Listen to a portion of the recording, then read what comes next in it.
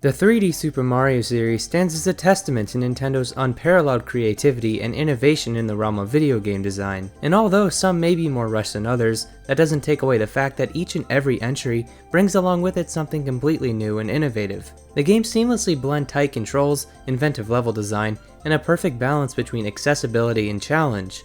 Nintendo's commitment to pushing the boundaries of gaming technology is evident in this series' evolution, with each new title showcasing the capabilities of their respective hardware. But beyond the technical aspects, the 3D Mario series has managed to shape millions of childhoods throughout multiple decades, and it continues to do so today. So with all that said, in this video I want to take an in-depth look at every game in the 3D Mario franchise in order to further explain the magic of this series. Now, without further ado, let's get this started by taking a trip back to 1996 with Super Mario 64.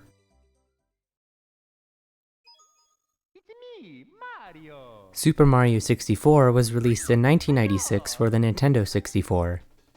As everybody knows, this is Mario's first 3D platformer game and one of the first 3D video games ever developed. The opening to this game is very short compared to the other Mario games that followed, as it starts with just a simple letter from Peach before panning over the starting area, over to a pipe that Mario jumps out of.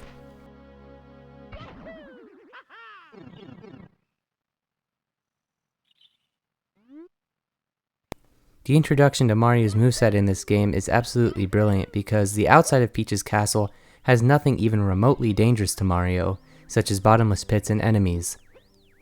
The player is given free reign of Mario and his controls with no harm present in the environment, and the player is allowed to stay there for as long as they want before choosing to enter Peach's castle.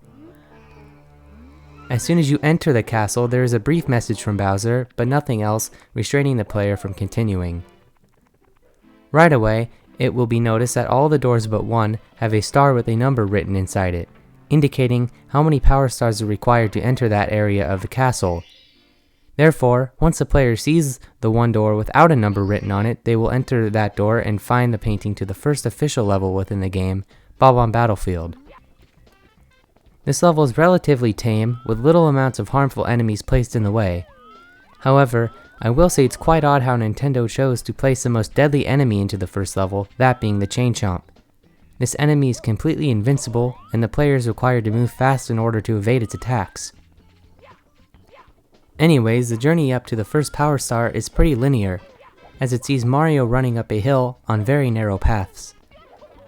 Once you reach the top of the hill, King Bob-omb is introduced, and while it may have seemed weird to place a boss fight in the first level of the game, it actually serves a great purpose in helping the player adjust to the new way some enemies are handled in a 3D environment, while also helping them prepare for the Bowser fights without even recognizing it at the time of fighting King Bob-omb.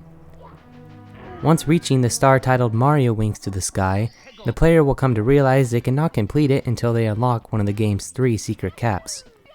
This provides great mystery to the game and gives incentive to more thoroughly explore the levels in Peach's castle in order to find the key needed to complete these certain stages. Once the first star in Bob-omb Battlefield is collected, Mario is thrusted out of the painting and immediately receives a message explaining how more doors within the castle can be opened. This allows the player to be much more flexible in how they approach completion of the game, if they choose. For example, if someone enjoys a specific stage more than another, they might want to collect all the stars within the stage they like in order to rack up enough stars to completely ignore the level they dislike, which gives them the option to unlock an entirely new stage with the stars they collected from the levels they previously enjoyed. This is quite a brilliant system because it provides great replayability and also gives motivation to the player because they know they can skip a stage they strongly dislike, simply by collecting enough power stars in other levels of the game. After collecting the first star of the game, the option to enter the stage, Whomp's Fortress, is made accessible. This level poses the first threat of a bottomless pit in the game, which adds progressional tension to the player. Realizing that they can lose a life simply by falling off the map trains them to control Mario more carefully throughout the stage, prepping them for what's to come later on in the game. This level also contains a boss fight, however, it is fought in an entirely different way than King Bob-omb. Rather than running behind King Whomp like you did with the Bob-omb, you now have to ground pound on his back once he slams to the floor. This also gets the player accustomed to this move and shows them how it can be used on most other enemies within the game. Jolly Roger Bay is the first water level in the game, and while I think it is a fine level with a gorgeous soundtrack, controlling Mario underwater isn't all too special this time around. The movement can be clunky and frustrating, and it can be difficult to grasp the controls of different speeds that Mario can travel at while underwater. Therefore, the water levels in this game are not very enjoyable, at least from a gameplay point of view. This is especially relevant to the other main water-themed stage, Dire Docks. There is almost no land for the player to run around on here, as immediately upon entering the level, Mario is dropped straight into a large body of water, where the various tasks must be completed. Overall, Dire Docks feels like a completely unnecessary addition to the game, and feels like it was only added in order to give the game exactly 15 stages. Collecting stars is usually done in a pretty unique way each time, however, there are an abundance of them which must be completed in very similar ways to other stars within the game. For example, there are numerous times when in order to receive a star, the player must race Koopa the Quick, maneuver down a long slide, or open treasure chests in a completely random order. That last example in particular can get extremely tedious over time due to the fact that there is no way of finding out the order in which Mario needs to touch these chests to uncover the star, as it is only a matter of trial and error. One big difference between Mario 64 and the previous 2D entries is the use of power-ups this time around. Unlike the 2D games, in Super Mario 64, there are no question mark blocks that contain the usual items such as the Fire Flower or Star Power. Instead, there are 3 different types of caps Mario must wear throughout the game in order to achieve the numerous power stars that require the use of these caps to obtain. These caps include the Wing Cap, the Vanish Cap, and Metal Cap. However, the player is not given direct access to any of these and must find a large button to step on in order to activate that button's respective cap. The Wing Cap serves as Mario's way of traversing the skies, but it controls in a very awkward and clunky way. Although I will say getting the hang of it, while tricky, is also incredibly rewarding when done right. The Vanish Cap turns Mario invincible and grants him access to secret passageways hidden within certain walls. In all honesty, while this cap does a fine job at giving Mario more extensions to his moveset, I think it has some missed potential due to how little it is used. Lastly, the Metal Cap allows Mario to run right through enemies while destroying them in the process. It also forces Mario to sink to the very bottom of any water he is standing in. This power-up is pretty limited in its use throughout the game, and I will say it would have been cool if there were more levels where the player could combine these caps in order to obtain a certain power star. This is actually put in practice, but only once in the entire game.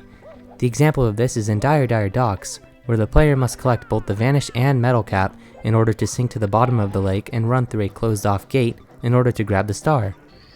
This puts the function of both of these caps into great use, and it would have been cool to see other challenges like this within the game. The enemies in Mario 64 are often very basic and easy to defeat, which was a smart move on Nintendo's part because as the first ever 3D Mario game, it would have been extremely frustrating for players to learn more complicated enemies, patterns, and movesets in order to defeat them. As it stands, most can be destroyed with just a simple jump, ground pound, or punch.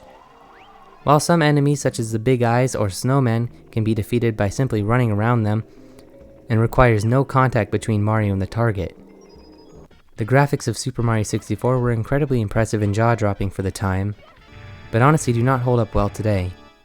However, I won't be too hard on them because as one of the first 3D games ever created, Nintendo did a great job at translating the goofy designs of the levels and enemies of the 2D Mario games into a big, expansive 3D environment. Mario 64 definitely still holds the same amount of charm as the earlier games, with perhaps even more due to the addition of voice acting for Mario this time around. With the introduction of the Nintendo 64, loads of new hardware updates and improvements could be made from the previous console, that being the Super Nintendo. Therefore, voice acting was implemented for Mario, performed by Charles Martinet. He does a great job at bringing even more life and joy to Mario than he already had. It's hard not to smile sometimes while listening to Mario make silly noises while jumping around all over the place. With technological advances also came improvements to music quality. With the Nintendo 64, the team could actually use MIDI samples rather than 8 or 16-bit music. This helps open up the world of Mario 64 even more and adds more attention to specific stages, while creating a more lighthearted tone in other levels. The soundtrack in this game is pretty great, as it normally is for Mario games. However, I would say the one drawback is how repeated many of these tracks are. For example, the theme heard in Bob-omb Battlefield is also used in Tall Tall Mountain, Tiny Huge Island, and Whomp's Fortress. While these themes are all nice, it would have only benefited the game to have at least one more unique theme present. One thing Mario 64 does better than the other 3D Mario games is its emphasis on secrets. This game is packed full of intriguing mysteries and interesting things to find. For example, in order to discover the wing cap, the player must notice a light shining down into the entrance of Peach's castle, and go into first-person mode, then look up at the light. This brings them into a totally unique stage where the button to unlock the wing cap across all stages is revealed. It's secrets like these that give Mario 64 such a unique reputation and vibe compared to other games. People to this day still love talking about the many oddities and secrets found throughout the world. Next, I want to talk about the Bowser stages, because these differ greatly from the 15 main stages. Rather than being an open sandbox for the player to explore like the other stages, the 3 Bowser levels are incredibly linear and test the player more on their raw platforming skills. Obstacles in these stages are much more difficult to get past, and I think it was a great idea to create these levels this way. They actually feel like a build-up to something big due to their dramatic and unique music pieces, combined with their emphasis on sheer platforming. That brings me to the actual fights with Bowser himself. As mentioned earlier, defeating Bowser is similar to destroying King Bob-omb from the first stage of the game. It was genius to start the game out that way because not only got the player accustomed to the new 3D controls, but it simultaneously prepared them for the Bowser fights within the game. Just like with King Bob-omb, Mario must run behind Bowser and grab him, only rather than throwing him immediately, he must be spun around until enough speed is reached to hurl him into a bomb, thus ending the fight, or 3 bombs in the case of the final fight. My last main topic is going to be on the 100 coin stars, as these are very controversial within the community. In order to achieve 100% completion, 100 coins per main level in the game must be collected. This is a generally good way to get the player moving around the stages and exploring aspects of the game they might have not otherwise encountered. However, this is not put into good practice once stages such as Tick-Tock Clock and Rainbow Ride are attempted, as Rainbow Ride in particular is incredibly linear. Therefore, collecting 100 coins can be a completely arduous task due to the fact that if you glide past enough of these coins needed for the Power Star, any chance of obtaining all 100 coins is completely lost, which makes the player have to completely restart and ride through portions of the stage they have already gone through numerous times to collect the previous stars. Super Mario 64 was a revolutionary game in every sense of the word, but you don't need me to tell you that. Just look at how other games were developed and how they took many aspects of Mario 64 and implemented them into their own gameplay and structure. Games such as Banjo-Kazooie. Almost every 3D platforming game on the Nintendo 64 drew heavy inspiration from Mario 64, and I don't think it's too far of a stretch to say that without this title, the gaming industry would not be the way it is today. It left millions of people with warm and fond memories that they will always look back on with high regard. Super Mario 64 is truly an innovative classic in every possible way, and it succeeded on everything it set out to do.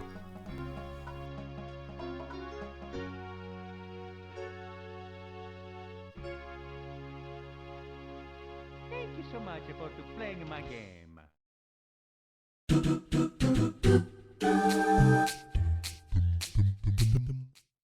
This game is wild.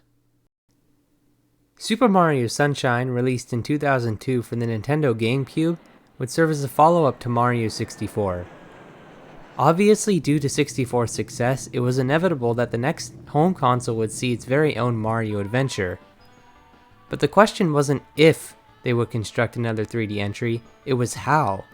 How do you follow up Super Mario 64? You know, the game that single-handedly jump-started the 3D collectathon genre and spawned many other memorable experiences, such as Banjo-Kazooie?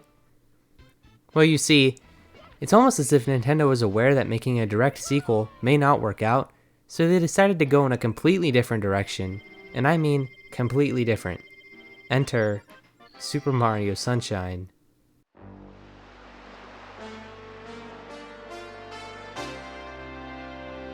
Super Mario Sunshine! Woohoo! This is surely one of the most interesting Mario games to talk about. For starters, the plot here is actually different from every other Mario game released up to that point. Rather than Peach getting kidnapped immediately, their plane crashes and you have to go inspect the area. This is where we are introduced to Flood, this game's main gimmick. Now Flood here is quite divisive among fans, much like the game itself. He serves many functions, each of which stemming from his many different nozzles. The two standard ones included the regular nozzle, which can clean graffiti off the island, as well as stunning or damaging enemies, and the hover nozzle, which grants a few extra seconds of airtime in order to reach faraway platforms. I personally like this addition due to the fact that most platforms in Mario Sunshine are unusually far apart. Thus, using the hover ability can actually come in great use when trying to reach a specific surface. There's also the turbo nozzle and rocket nozzle, both which go incredibly underutilized. The turbo nozzle can boost Mario across any surface at an alarming rate, whereas the rocket nozzle grants insane height but uses a lot of water. There is a ton of missed potential here, as these two nozzles are used to mainly find shines in this game's hub world, Delfino Plaza, rather than the actual levels. On the rare occasion that they do show up in a regular stage, there is a severe lack of actual obstacles to tackle or secrets to find them. You also can't even use these until around halfway through the game, by which point you would have already completed a few main stages in the game, and might not even feel like going back to those levels just to use the nozzles to grab 1 or 2 shines at most. Yet another area where this game differs heavily from its predecessor is its progression. Where in Super Mario 64, you were free to tackle any objective in any order you wanted, Mario Sunshine requires some of the most linear type of progression imaginable. You can still do a few worlds out of order, but for example, if you collect 3 shines, Rico Harbor is able to be unlocked. However, you may be able to finish Rico Harbor first. You simply have to go back to Bianco Hills though at some point in order to collect the remaining shines. There are 8 main levels within each world, but 7 of these are required to complete the game. You must play all the way till episode 7 and chase down Shadow Mario in every world, otherwise you cannot beat Super Mario Sunshine. And while this may not look terrible, it absolutely works to this game's detriment. There are a few levels that are just excruciating to complete, but since they are absolutely required, if a player gets stuck or too frustrated with a certain level, they have 0 choice in skipping said level. This can lead to many players just giving up and deciding to quit because the game just gets too upsetting. It also doesn't help that Mario Sunshine has some of the worst level design I've ever seen in the Mario franchise. Before I go over the good, I'm gonna get the bad out of the way, so be prepared because I'm about to unleash some of my inner hate towards the game. So yeah, we talked about the progression system, but how about the levels themselves? Well, between the 7 main worlds in the game, very few of them have consistently enjoyable design. Bianco Hills, the first world in the game, is a pretty great start. Jumping right in, you can slide down this area and immediately start messing around. Though the game is very linear by progression, the actual worlds themselves aren't. There's a lot of things to just run around and explore. Granted, it will almost never lead to any discovery other than a blue coin, but it can still be fun to jump around and play with all the new moves you can pull off with Mario. Bianco Hills contains a respectable area for the player to get accustomed to the different enemies, and new design elements. For example, there's this absolutely brilliant part right here where the player is forced to make a few jumps, with each one getting more progressively challenging. On the 3rd jump, you need to hover around these thorns, which is a great way of introducing the function and usage of the hover nozzle. It all culminates in a boss battle against Petey Piranha, which sees the player using the regular squirt nozzle in order to defeat him. So yeah, an overall great start to the game, but we're just getting started. Every world in the game except for the very last one, Pianta Village, contains 0 bottomless pits for Mario to fall into. This may sound like it makes the game easier in theory, but it only serves to make things much more agonizing. Rico Harbor is particularly guilty here, as it's incredibly vertical, so failing to land a certain jump means falling all the way down into the water below, which requires slow and tedious movement to get back on land and completely restart the challenge. So rather than making 1-ups a concern, your mental sanity is now the greater threat, because the more you fail, the more you'll feel like ripping your hair out. Serena Beach is a very hated level in general. Besides looking absolutely gorgeous, the entire thing just feels like one big maze that can be extremely tedious to navigate. In the third mission, titled Mysterious Hotel Delfino, the player is required to bring Yoshi a pineapple, which is the one fruit the hotel doesn't have lying around. Convenient. You have to take this incredibly specific path through the place in order to find the pineapple, which I would honestly be impressed if anyone managed to do this without using a guide on their first playthrough. Then there's the casino section and, I don't even know where to begin. This is a complete train wreck. It can take upwards of 45 minutes to get through this portion because it all relies on luck. You need to match 3 sevens to each other, twice. But oh, you thought you were done? Well, buckle in because this is where the real fun starts. Oh my lord, to say matching all these tiles to each other made me go a bit insane would be quite the understatement. I've played and beaten Mario Sunshine a million times, but this part always ends up wasting a half hour of my life away. How did Nintendo greenlight this? Seriously. But this actually ends up leading to a secret stage, which I'm going to talk about next. First off, I find it incredibly jarring to go from one environment, such as a pier, directly into a level themed with 8-bit Mario wallpapers. However, I actually really like these stages. I mean, for starters, just listen to that a cappella rendition of the Super Mario Bros. Theme.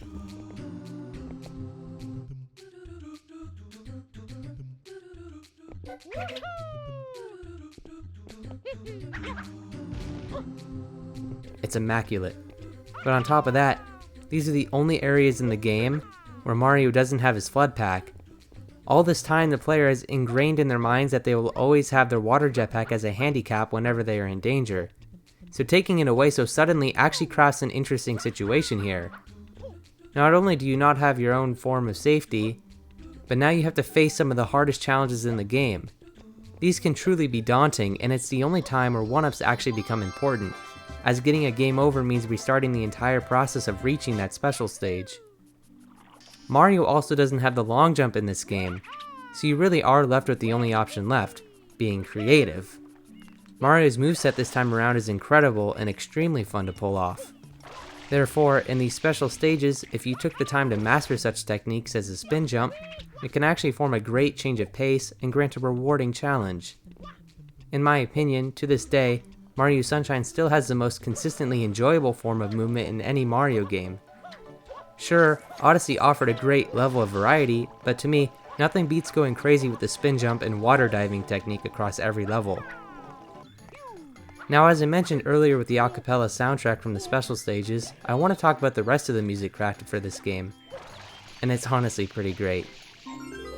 Each world has a very suiting theme for its respective environment. Rico Harbor, for example, sounds exactly like how you would expect a pier to sound. And Gelato Beach's theme literally couldn't sound more like a song you'd hear playing at the beach.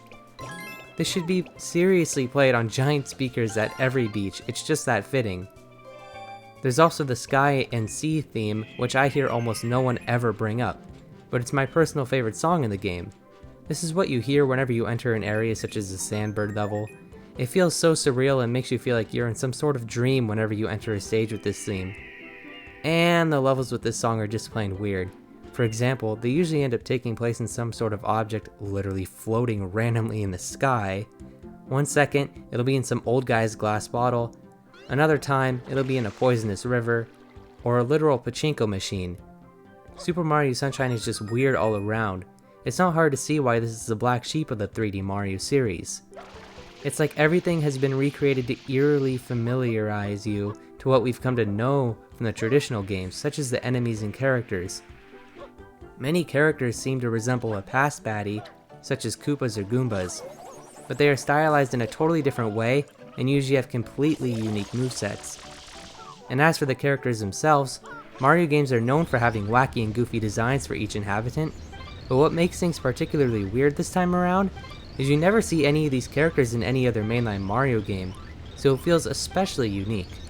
The only exception is the Piantas, which you see very briefly in one of the levels in Super Mario Galaxy 2. Speaking of which, I love how much personality these guys have. A lot of them are complete jerks, but they're a totally new addition to the franchise, and it's cool to see another species that isn't from the Mushroom Kingdom. And along with all the funky new enemies and characters, we get a totally new art style, which holds up so beautifully even today. Everything is stylized in such a bright and vibrant way, with pastel clearly being the main asset here. One of my favorite touches from this game that is completely genius is this heat wave effect given off when Mario is far away from an NPC. This heat wave makes it appear as though there are faraway characters that are moving, but in reality, their entire model is frozen in order to save space. It was absolutely brilliant and adds such a cool feel to the game. Another neat touch is how you can see other parts of the world from whichever stage you're in. For example, here in Pianta Village, you can see Pinna Park and Gelato Beach. Meanwhile, in Bianco Hills you can see Rico Harbor. This adds an incredible amount of cohesion to the game and truly makes the game feel like one big map, rather than taking place in separate sub-areas, which is why I find the special levels to be so odd, because it completely breaks the cohesive world design. You never see something like this in any of the other 3D Mario games, so it makes Sunshine stand out even more.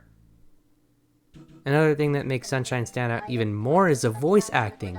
Those absolute mad lads decided to put full-on voice lines into a Mario game, and yup, it goes exactly like how you'd expect it to. Flood sounds like the evil version of Kermit the Frog, Peach doesn't seem to take anything seriously, and then Bowser. Bowser. It was a pretty terrible decision by Nintendo to do this, so I think it's probably for the best that they completely scrapped the voice acting in all the subsequent Mario games. It just doesn't work for Mario like it does for Zelda, and even then some people might argue that it doesn't fit Zelda either.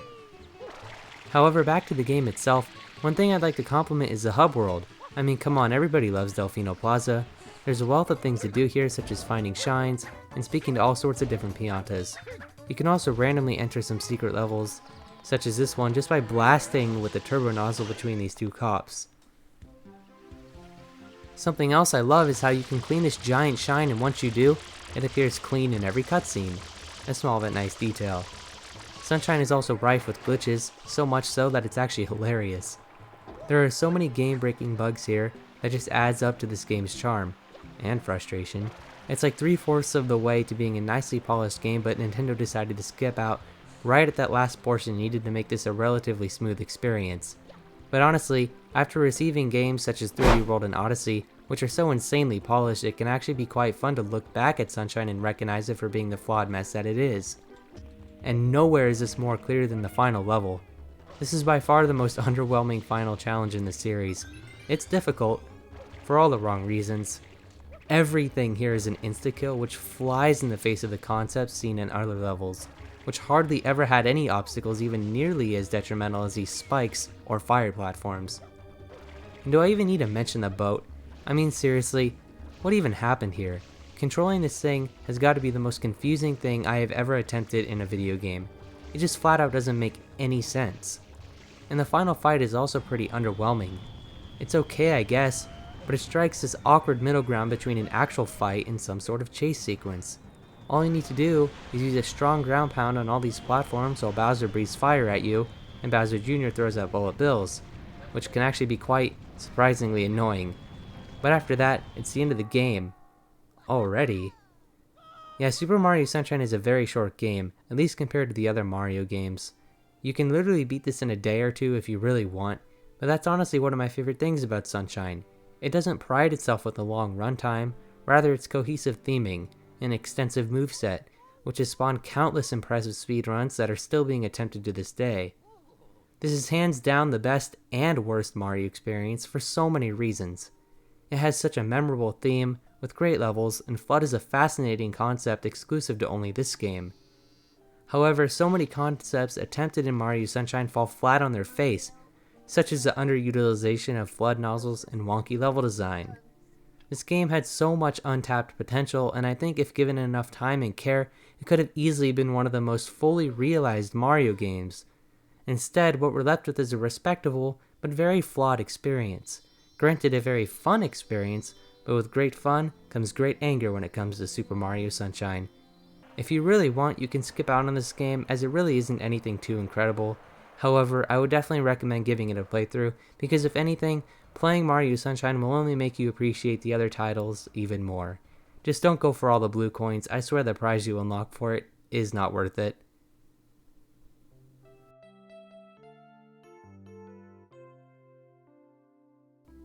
Well, anyways, thank you all for watching. I hope you enjoyed this video, and I'll see you in the next one.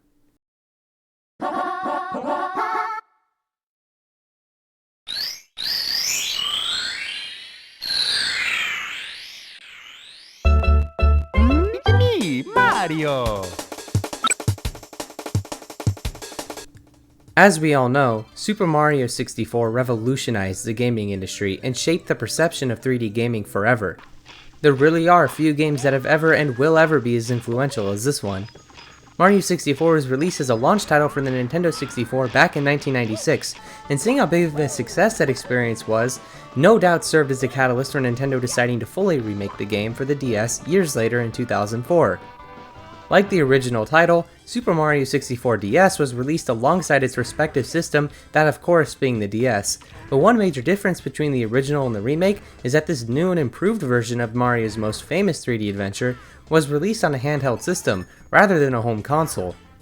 And while this may have seemed like a missed opportunity to fully remake the game from the ground up for something like the GameCube, I would argue that this was actually the perfect choice for Nintendo, as the previous handheld at the time was the Game Boy, which sold exceptionally well. Therefore, remaking Mario 64 for the DS was a genius decision because it caused excitement and wonder as to how such a little device could run something as big as Mario 64. I mean, this was seriously a huge deal at the time. You gotta remember that the Game Boy was incapable of running fully 3D titles, so the thought of being able to take Mario 64 with you wherever you went was enough to cause massive hype for the system. And this isn't just some ordinary remaster, no. Super Mario 64 DS adds so much to the original experience that even to this day, I am shocked Nintendo was able to fit this entire game onto their tiny little system. The most notable change before even booting up the game is that rather than just playing as Mario, there are now 3 additional characters, those being Yoshi, Luigi, and Wario. The opening sequence still plays out the same, that is until the camera pans down to the pipe and we see not only Mario jump out, but Wario and Luigi as well. They then run around like idiots and take off into the castle while the camera slowly pans over to Yoshi, sleeping on top of the castle. This is where things get really weird, especially for those who had played the original game prior to the remake. Instead of starting the game as Mario, you're actually forced to play as Yoshi, who is informed that Mario, Luigi, and Wario were actually kidnapped. This is actually a really cool twist as it not only switches up the gameplay, but it gets the player used to the controls of a character other than Mario. In fact, in order to even enter the castle, you need to capture this rabbit and take the key from it. The first level is still Bob-omb Battlefield, but instead of fighting King Bob-omb with Mario as per usual, now you have to fight him with Yoshi in a totally different way. He now throws bombs at you which you must eat and throw back out in order to defeat him.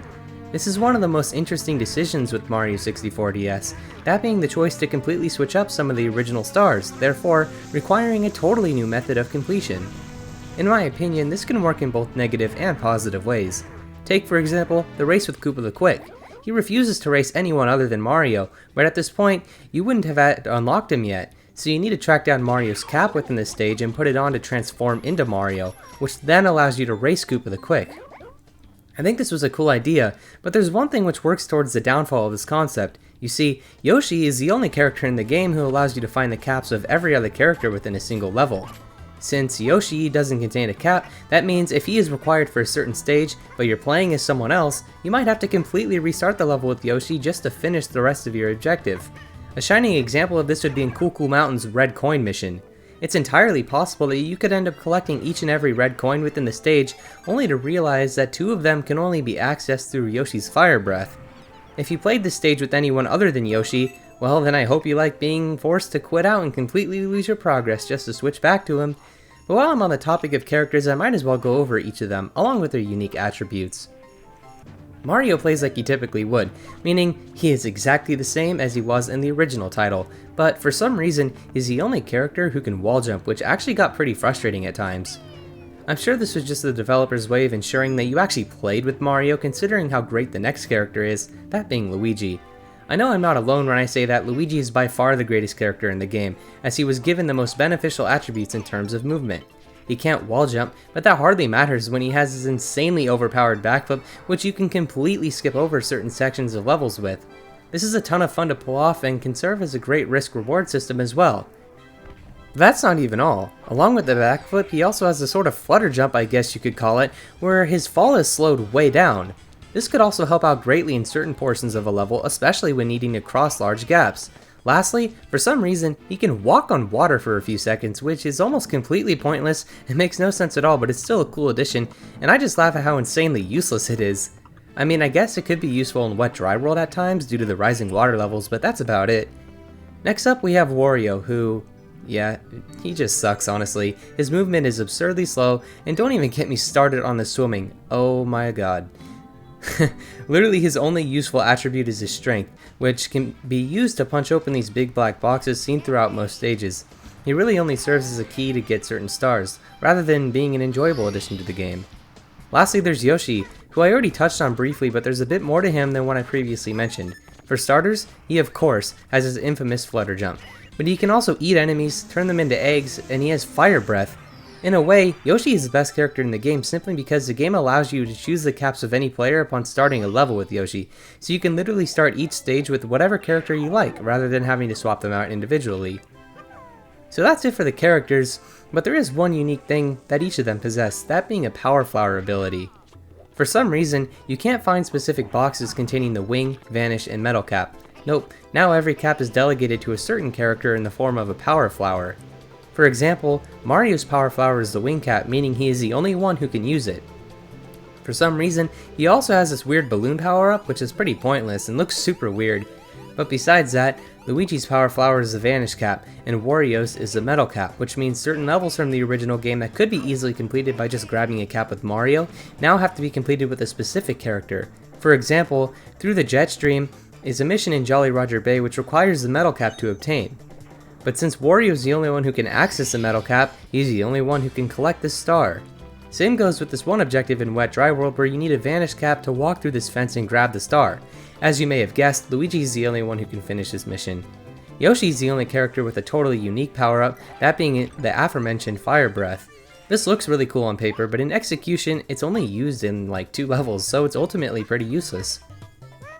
So yeah, overall, I think the addition of all these characters is a very nice touch, and they do serve to mix the gameplay up in some very enjoyable ways. However, there are certainly some areas which the developers could have handled this concept better, such as not forcing certain characters upon the player just to collect one of the 2 unique stars within a stage. But the new additions to this remake go far beyond the addition of just Yoshi, Wario, and Luigi. One area which was really well done was the brand new stages within the game. There may not be any full-blown levels such as Bob-omb Battlefield or Whomp's Fortress, but there are a bunch of new stars and objectives hidden around not only Peach's castle, but within levels and boss stages. I mean, there's literally a Mario Sunshine themed level tucked away in some random painting in the rec room. There's also brand new levels within the paintings of each character. So in order to unlock Mario, Wario, and Luigi, you need to find their painting and jump into it, which takes you to a stage totally unique to this remake. These stages in which you find Mario, Wario, and Luigi also contain brand new boss fights, which are some of the best in the entire game. There's Goomboss, who you fight with Yoshi in order to unlock Mario, King Boo, who's fought with Mario to unlock Luigi, and in my opinion, the best of all these is Chief Chili, who's fought with Luigi to unlock Wario. It's moments like these which make me miss the creativity Nintendo would more frequently put into the games back in the day, as this remake has such a special early 2000s charm, which is one of the best eras of Nintendo. But along with the stages and characters getting a massive overhaul, so did the movement and graphics. First off, let's go over the movement. Alright, so I don't think this is any secret that the controls in Super Mario 64 DS aren't necessarily favored upon much people. This game was released on the DS after all, which only includes a D-pad rather than an analog stick. The ironic part about all of this is that the original Mario 64 was the game that single-handedly pioneered 360-degree movement with analog control, and it felt great. This is why the choice to put it on the Nintendo DS baffles me, as controlling this game with a D-pad just flat out feels terrible, and while it's definitely doable, it just doesn't come close to the level of accuracy that the original title had. You can play this on a 3DS with analog controls, but since the game itself was designed around D-pad movement, it still feels off as the character always strafes back and forth, which just feels off. However, one thing I do like is how there's now a run button. Usually I wouldn't like this, but I feel as though it works great for this specific game because due to the screen size of the DS being so small, I feel as though if you were able to burst into full speed just from pressing the D-pad, it would end up in a lot of unfair deaths. I honestly would love it if Nintendo decided to one day port this over to the Switch or whatever console comes next, with fully revamped controls designed around the analog sticks, because I feel like that would truly be the definitive way to play Mario 64, because as of right now, it really doesn't feel like there's one version that's clearly better than the other. As far as graphics go, I've seen a fair share of people who prefer both versions, and I can totally get behind these two differing opinions. Each version has their strengths and weaknesses. For example, the lighting system in the original game looks far better in my opinion, as the DS game can look a bit washed out at times. But overall, I do think 64DS looks better due to the fully remade character models, which actually look like their artwork depicts them as. Gone are the days of blocky polygonal character models, so I think it was a great choice of Nintendo to shape these characters into what they are actually supposed to look like. Before wrapping it up, there are a few more quality of life updates I'd like to go over. The 100 coin missions are still here as we expected, but the number of coins per level has actually been increased, meaning stages like Jolly Roger Bay are much more doable and overall more enjoyable now, which is one decision I'm very glad was implemented, as I feel like the original just didn't place enough coins in most of the levels. There's also the addition of the mini-games, which can be accessed through catching bunnies that randomly spawn throughout the course of your playthrough. These are fantastic additions and really help this remake stand on its own more than it already did. So that's Super Mario 64 DS, a rather unique remake of a beloved classic, and while it may have its drawbacks due to the limitations of the DS, that doesn't stop this from being an incredibly enjoyable experience, and you can really feel the amount of effort Nintendo put into making this game as new as possible. It truly does stand apart from the original, and both can be enjoyed as completely different experiences, as it really just does come down to the preference as to which version you'll end up enjoying more. Hopefully one day, we'll see a port of Mario 64 DS with all the bells and whistles that come with being released on an actual home console, rather than a handheld. But that's gonna do it for this video. I hope you enjoyed it, and as always, thank you so much for watching, and I'll see you in the next one.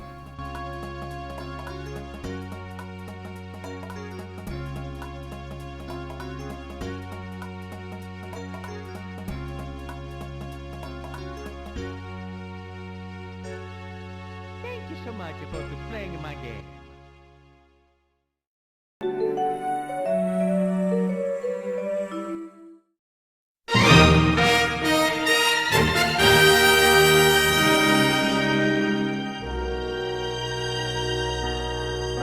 Super Mario Galaxy is a dazzling and imaginative masterpiece in the world of video gaming.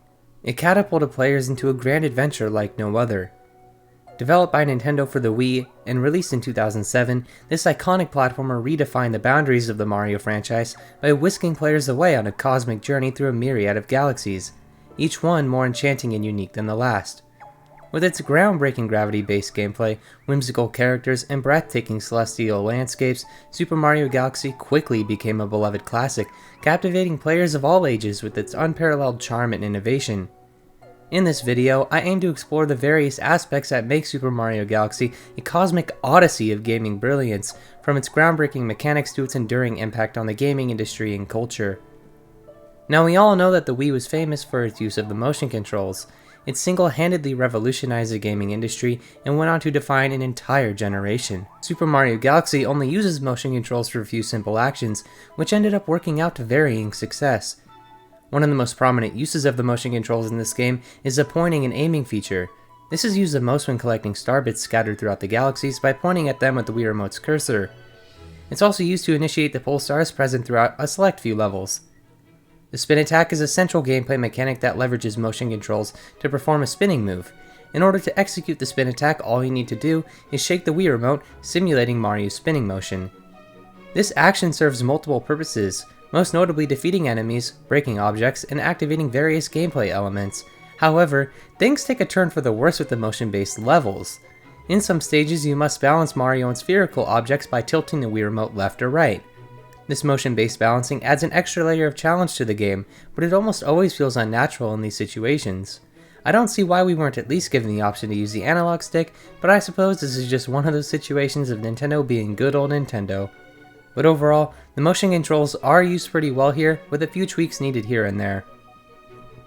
Super Mario Galaxy's premise immediately sets it apart from its predecessors. The game begins with Mario attending the Star Festival, an event celebrating the appearance of a special comet that passes through the skies once every 100 years. However, this joyous occasion takes a dramatic turn when Bowser invades the Mushroom Kingdom and disrupts the festivities, capturing Princess Peach and shattering the kingdom into various celestial fragments. This sets the stage for an intergalactic adventure that sees Mario journeying through a diverse array of galaxies to rescue the princess and save the universe. This introduction is brilliant as it perfectly prepares you for what's to come along your journey. This opening is also much darker than any other 3D Mario game. Seeing all the Toads panicking and frantically running around is something we've never really seen before. It presents a real sense of fear for the Mushroom Kingdom and its residents, as even Princess Peach is terrified for the safety of her kingdom. Bowser is also a legitimate threat this time around. He appears much more intimidating and way more sinister than he normally is, which drives the motivation to stop him even further. After the intro plays out, Mario is thrust upon a singular lonely planet, millions of miles away from home. This is known as the Gateway Galaxy, which serves as an initial tutorial for the gravity-based mechanic this game uses extensively throughout its entirety. The only task you must complete on this planet is capturing all the bunnies, and upon doing so, the Loomis take you to their guardian, Rosalina. She has a surprisingly deep and heartfelt backstory which we'll come to discover later on in the journey. For now, she simply teaches Mario how to perform the spin jump, which is the one move present here which isn't included in any other Mario game. The Gateway Galaxy is divided into several distinct areas or platforms connected by a series of launch stars. These launch stars serve as the primary means of transportation between different sections of not only this introductory level, but every galaxy in the game. As you explore the galaxy, you'll encounter various obstacles and challenges, including the infamous gravity-defying platforms, moving platforms, and Goombas. The design of these challenges is relatively straightforward, providing players with an opportunity to become familiar with the game's gravity-based gameplay mechanics. Once successfully navigating the challenges of the Gateway Galaxy, the first of many Power Stars is obtained, and Mario is introduced to the Comet Observatory, the central hub of the game. This right here marks the beginning of this incredible cosmic adventure where Mario journeys through numerous galaxies to rescue Peach and save the universe from Bowser's plan to start a galactic empire. So he's basically Emperor Palpatine in this game, or at least he tries to be. The Comet Observatory is a massive spacecraft that floats in the depths of space.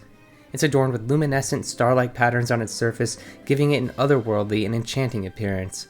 The hub is divided into several observatory domes, each representing a distinct region of the universe.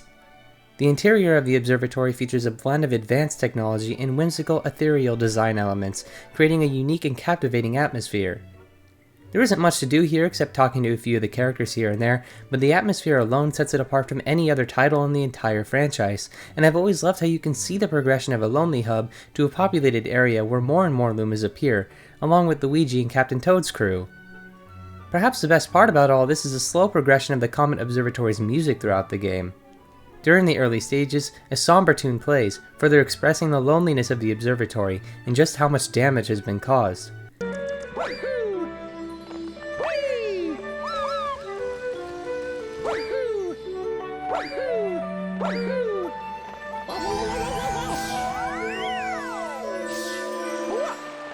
However, this changes twice more throughout the adventure, with each shift becoming more lively and hopeful.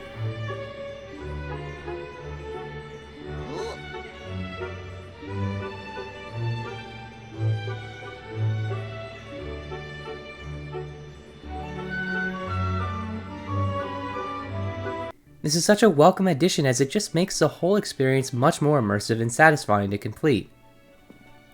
Players use the Comet Observatory as a central hub from which they can access and explore the various galaxies in the game.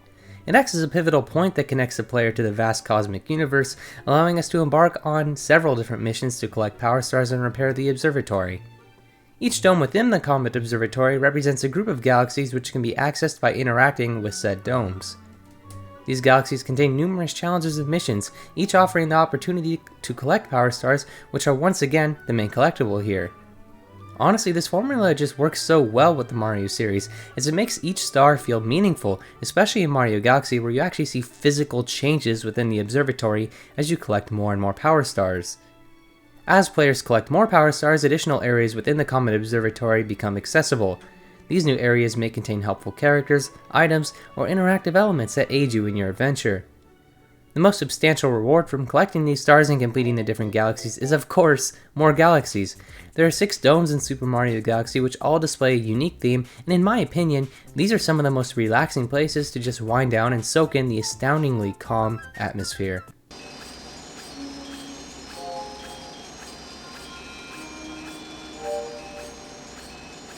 The observatory also features a variety of interactive elements, such as launch stars and lumas, which add to the exploration of the galaxies. You can even discover hidden secrets and shortcuts within the observatory itself. This beautiful location is home to Rosalina, the observatory's caretaker. She's a very mysterious and kind-hearted figure who watches over the cosmos in her lumas. Throughout the game, you can interact with Rosalina and learn about her past and even receive guidance and support from her. One of her most substantial pieces of storytelling is tucked away in the library, which isn't even required to enter, meaning lots of players might completely miss out on this, if they aren't observant enough. The library houses Rosalina's storybook, which is a beautiful tragic tale of sadness, loneliness, despair, abandonment, and hope all at once. Upon opening the storybook, we are treated to a heartfelt narrative that tells the story of Rosalina's past. The storybook reveals that Rosalina, as a child, lived on Earth before embarking on her cosmic journey. She was accompanied by a group of young Lumas who had lost their way and were seeking their mothers. Rosalina's backstory is gradually revealed throughout the storybook. She recounts how she built the Comet Observatory and took on the role of caring for the Lumas, who eventually became her sort of children as she raised them and watched over the cosmos. Her storybook reveals that she made a commitment to protect the Lumas and the universe itself, becoming their mama in a sort of way. This adds an emotional layer to the game's narrative. It portrays Rosalina as a nurturing and compassionate character, highlighting her deep connection with the Lumas and her sense of responsibility. The storybook emphasizes themes of family, love, and the passage of time, contributing to the game's overall sense of wonder. This beautiful read has resonated with players due to its emotional themes and the way it humanizes a character within the Mario universe.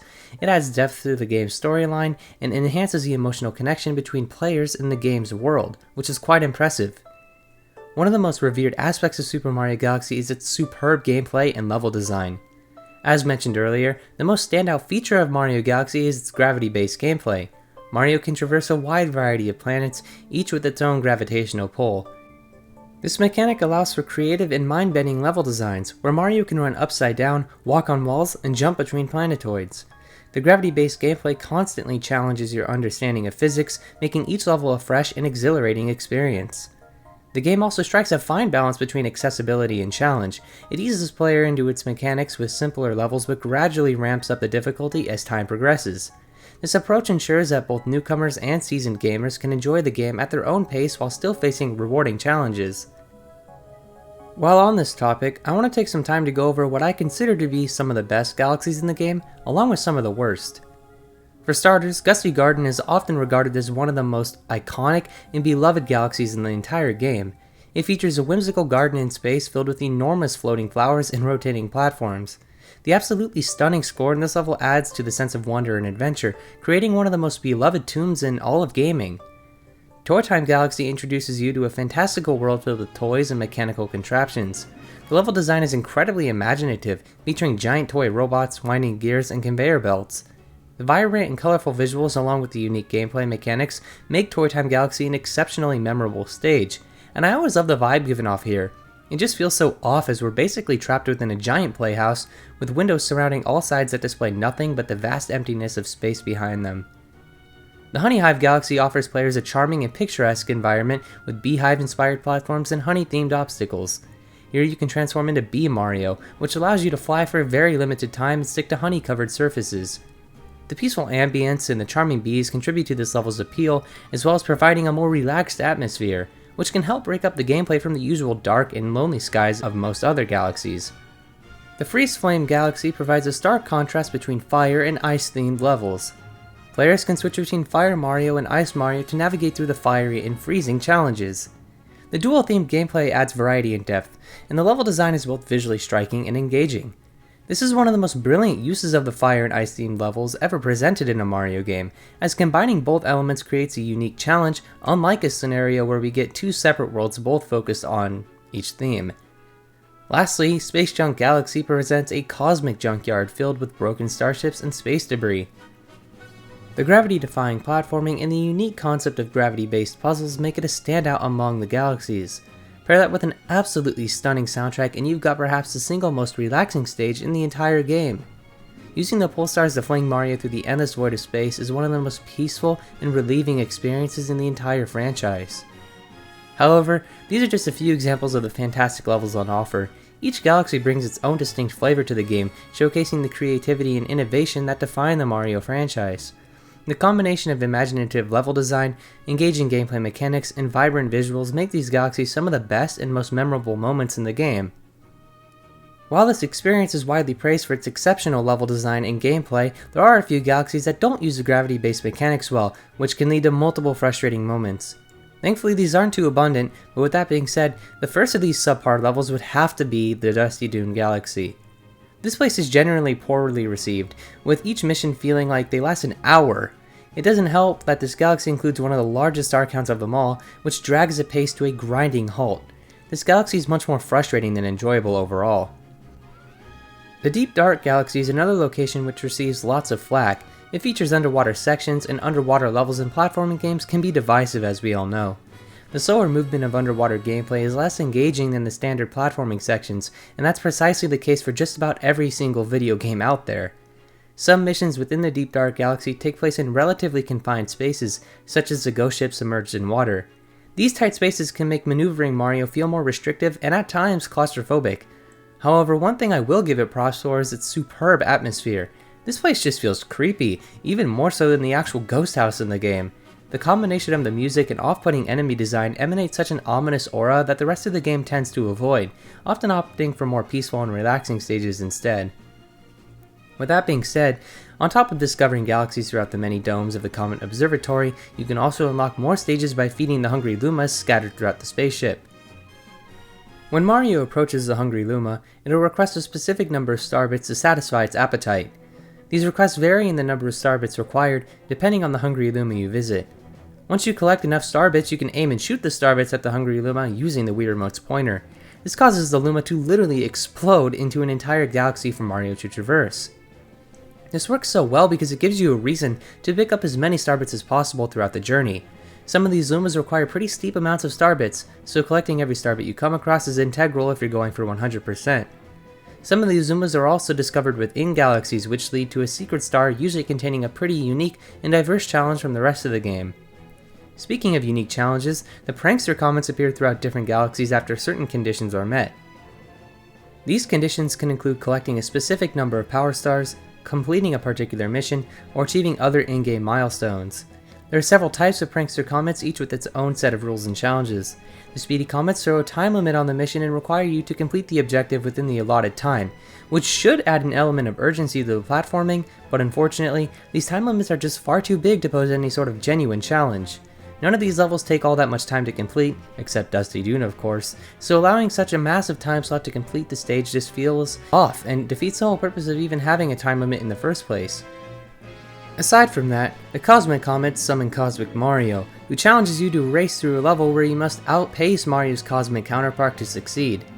Cosmic Mario also mimics your every move, adding a competitive element to the gameplay.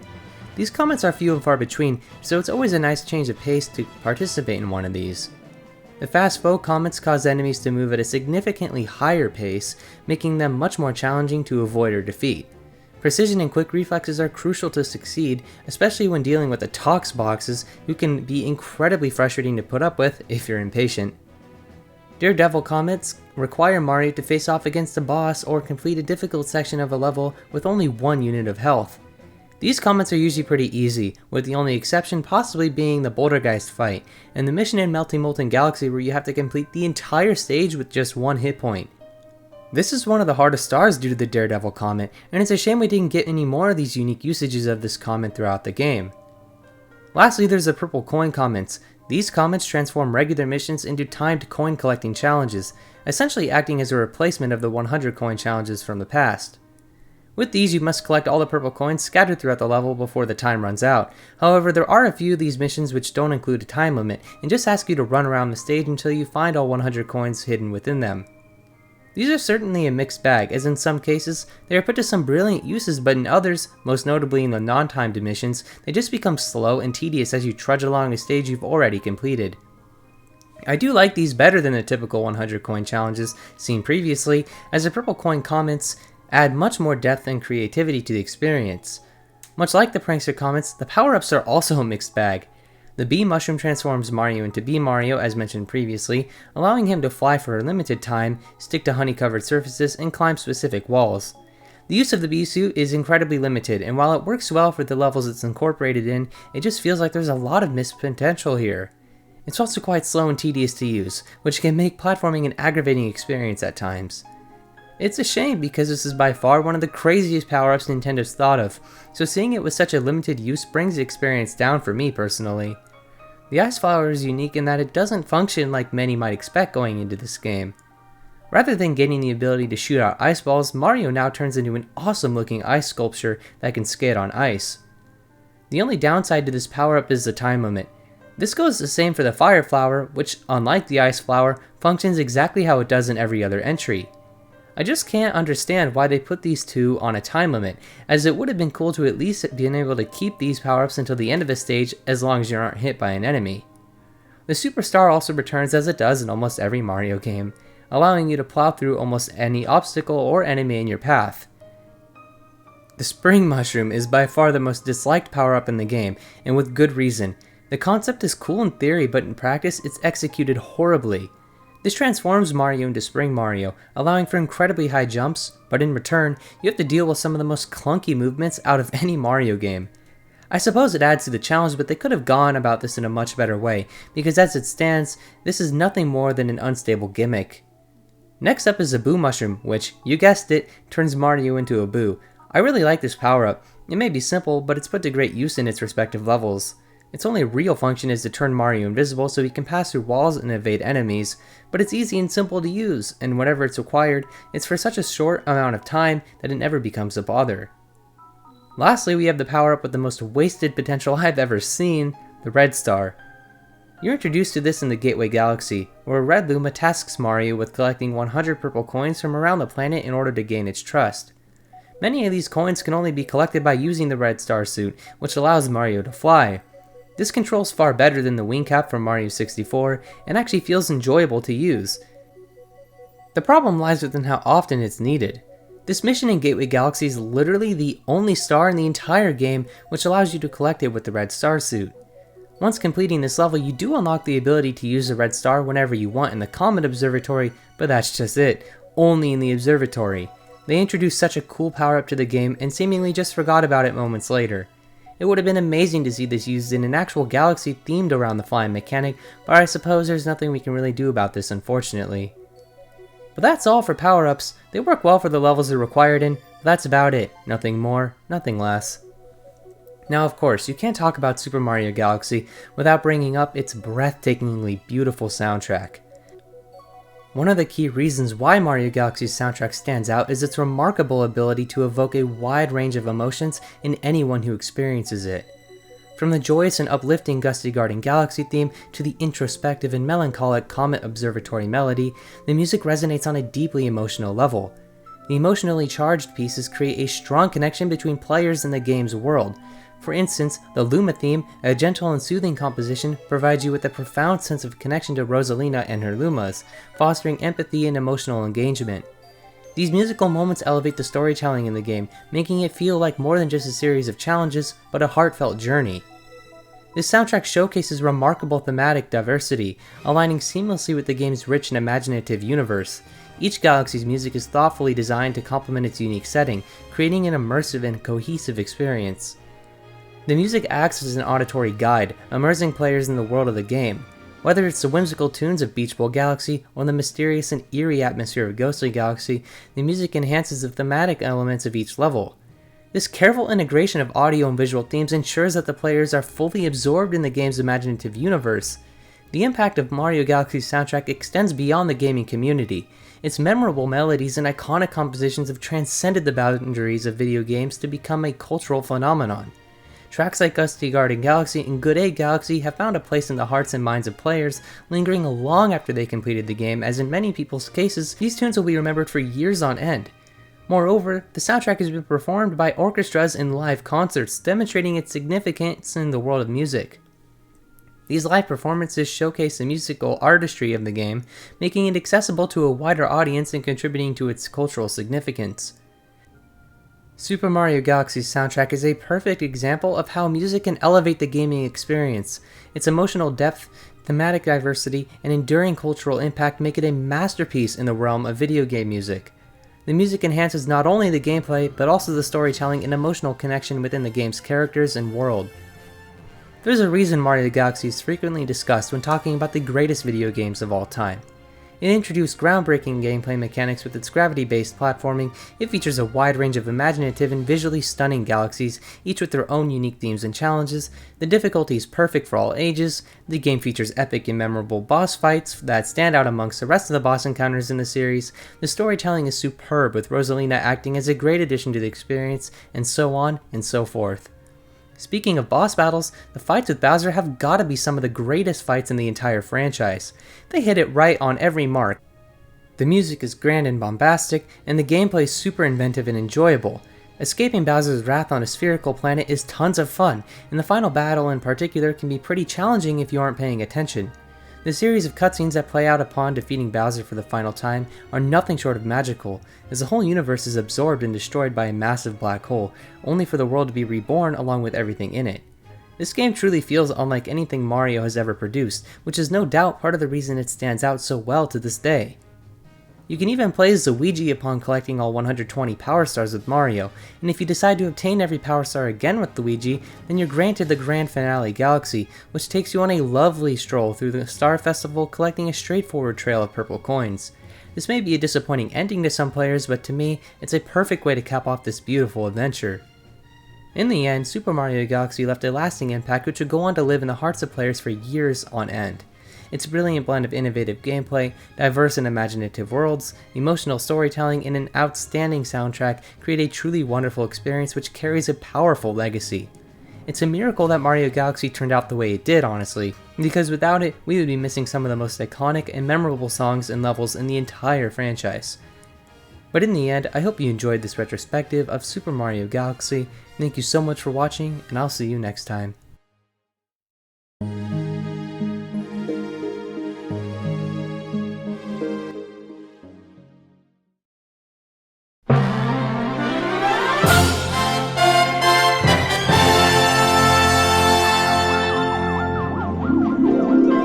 Super Mario Galaxy 2 is one of the greatest video game sequels of all time.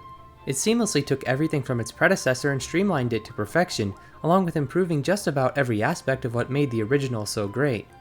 And the craziest part about all of this is that Mario Galaxy 2 wasn't even supposed to be its own game, rather an expansion of the first title that would be known as Super Mario Galaxy More. However, due to the overwhelming amount of ideas the team had, Shigeru Miyamoto ended up greenlighting a sequel, which would allow the developers to pursue whatever crazy new innovations they could think of. These brilliant ideas all culminated into an experience with so much replay value and enjoyment that you'll almost certainly feel the urge to boot this game back up again not too long after completing it. So let's dive in to see what shaped Super Mario Galaxy 2 into perhaps the greatest sequel of all time. So upon starting a new save file, it's immediately made clear that unlike its predecessor, Mario Galaxy 2 doesn't have much of a story focus as seen with the nearly identical plotline to last time. The only main difference this time around is that Bowser is gigantic, which doesn't really add much to the story. This, however, was a reasonable sacrifice, as the lack of a real story meant the developers could put most of their time and effort into the gameplay itself. This is seen within multiple aspects of the game, but the earliest example of this is Starship Mario, which is the hub world this time around. Unlike the Comet Observatory, where you had to travel to each dome in order to select a galaxy, now all you need to do is step on the main control panel, which takes you into a world map with each galaxy laid out on a linear path.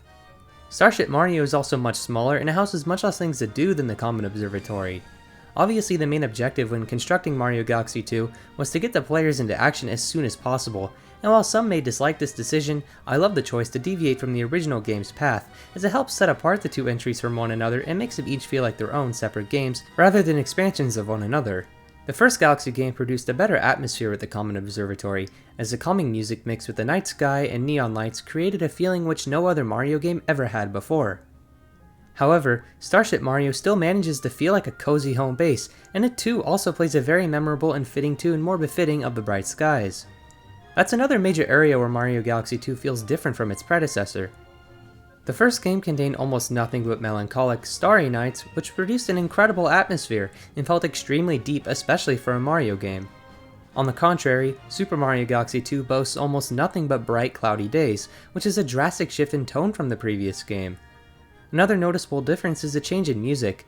While both of these games contain some of the greatest soundtracks to ever grace video games, the first title aims to go for a more serious and saddening tone with its choice of music. Meanwhile, Galaxy 2's soundtrack feels much more happy-go-lucky and uplifting. Both of these work perfectly, however, and your preference honestly may just shift with whatever mood you're in. As I know, I personally don't prefer any of these entries over the other, and it really just depends on what mood I wake up in that day, which dictates my preferred Galaxy game. These two titles go hand in hand with one another and really help to diversify the entire Mario franchise. The biggest improvement Mario Galaxy 2 has over the first game is its level design. While the levels were great previously, a lot of them did feel sorta slow to play through, and in some cases they could just be downright tedious. In Galaxy 2, the stages are much more tightly designed, snappier, and in turn, engaging.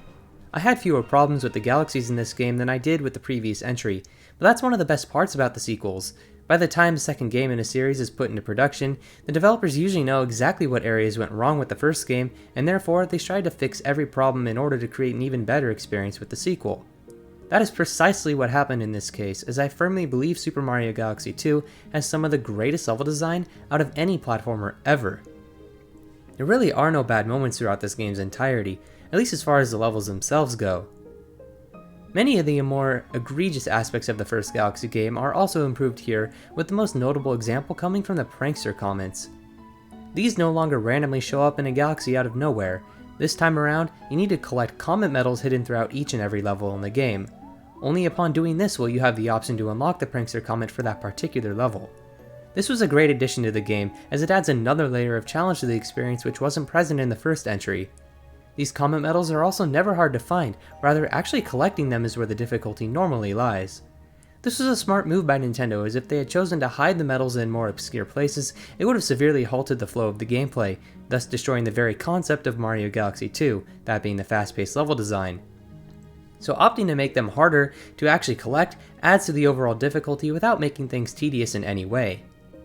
The prankster comments are also much better designed now, as many of the ones that appeared in the first game have been altered in such a way to be much quicker and in turn more enjoyable to play through. This time it's not as simple as only containing the speedy comments, purple coin comments, cosmic comments, daredevil comments, etc. These do reappear, however, the way they were all implemented is far better than they were previously, and rather than making the game feel repetitive and monotonous, it actually spices the game up in a genius way. For example, the purple coin comments now usually include some sort of challenge personalized to the specific galaxy they appear in, rather than just requiring you to run around the stage looking for 100 purple coins. One memorable location this was used in is the Flipsville Galaxy, where it takes the concept of using the spin drill to dig through a gravity-based contraption under the gun of a strict time limit.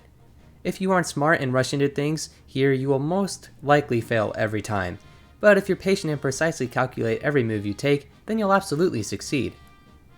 The speedy comments were another aspect to the original Mario Galaxy that lots of players viewed in a negative light, and I can totally understand this, as previously, the time limits were just far too big to pose any significant challenge, and it could certainly get tedious having to replay multiple levels again and again with almost no changes at all.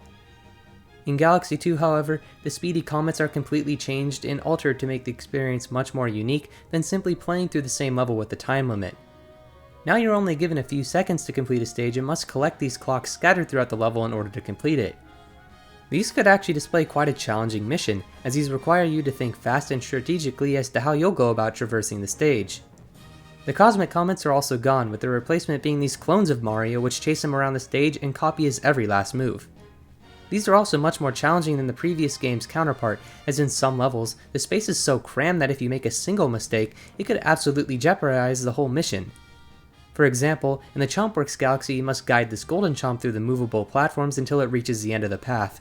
This is simple enough in the normal star for this mission, but the prankster comment here is brutal, as the clones relentlessly chase you around, multiplying by the second. This star always stood out to me due to its difficulty, and I love it all the more for its challenging nature.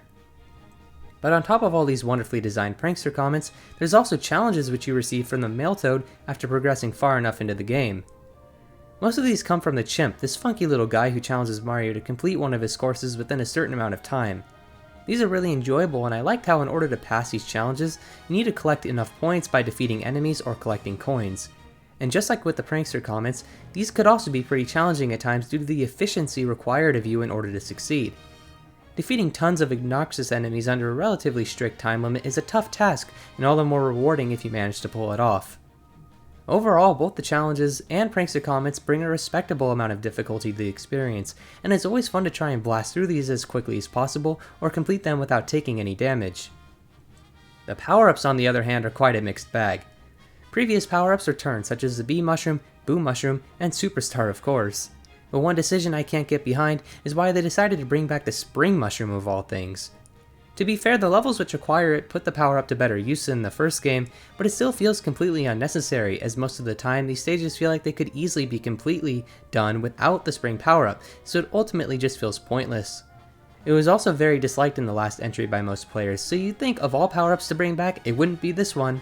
However, for the most part, all the new power ups exclusive to this entry are pretty great. The spin drill is my least favorite of the bunch, but that's mainly due to how restrictive it is to actually use. Other than that, it works great for the levels it's included in, and it's hard to ignore the fact that this is just a super unique and inventive addition to Mario's arsenal. It even houses its own boss battle, which is a fun challenge in its own right and puts the spin drill to great use. The Rock Mushroom is another new addition which greatly enhances the levels it's built around. It's mainly used in the Boulder Bowl galaxy, where it's introduced.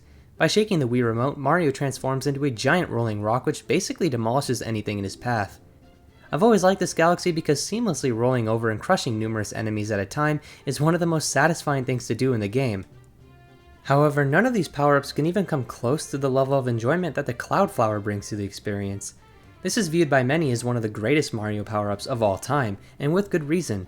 Upon collecting this power-up, you're given 3 cloud platforms to jump on which appear anytime you perform a spin attack.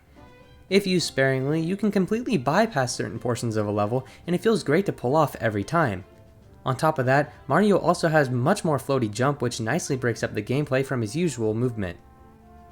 The last of these new additions is the inclusion of Yoshi, who was oddly absent from the first game. But in any case, his appearance in the sequel is simply amazing, as you can pull off tons of tricks with him, and the levels that he shows up in are made infinitely more enjoyable due to his presence. All the bells and whistles are here too, such as his flutter jump and ability to eat enemies. And like usual, he also acts as a shield for Mario, preventing him from taking any damage upon getting struck by an enemy. But his use in this entry goes far beyond these few simple things. Yoshi himself actually brings with him 3 more power-ups which can only be accessed while using him. The first of these is the Dash Pepper, which sends Yoshi into a speeding frenzy. This is great because it adds a good level of challenge while never being too difficult to control.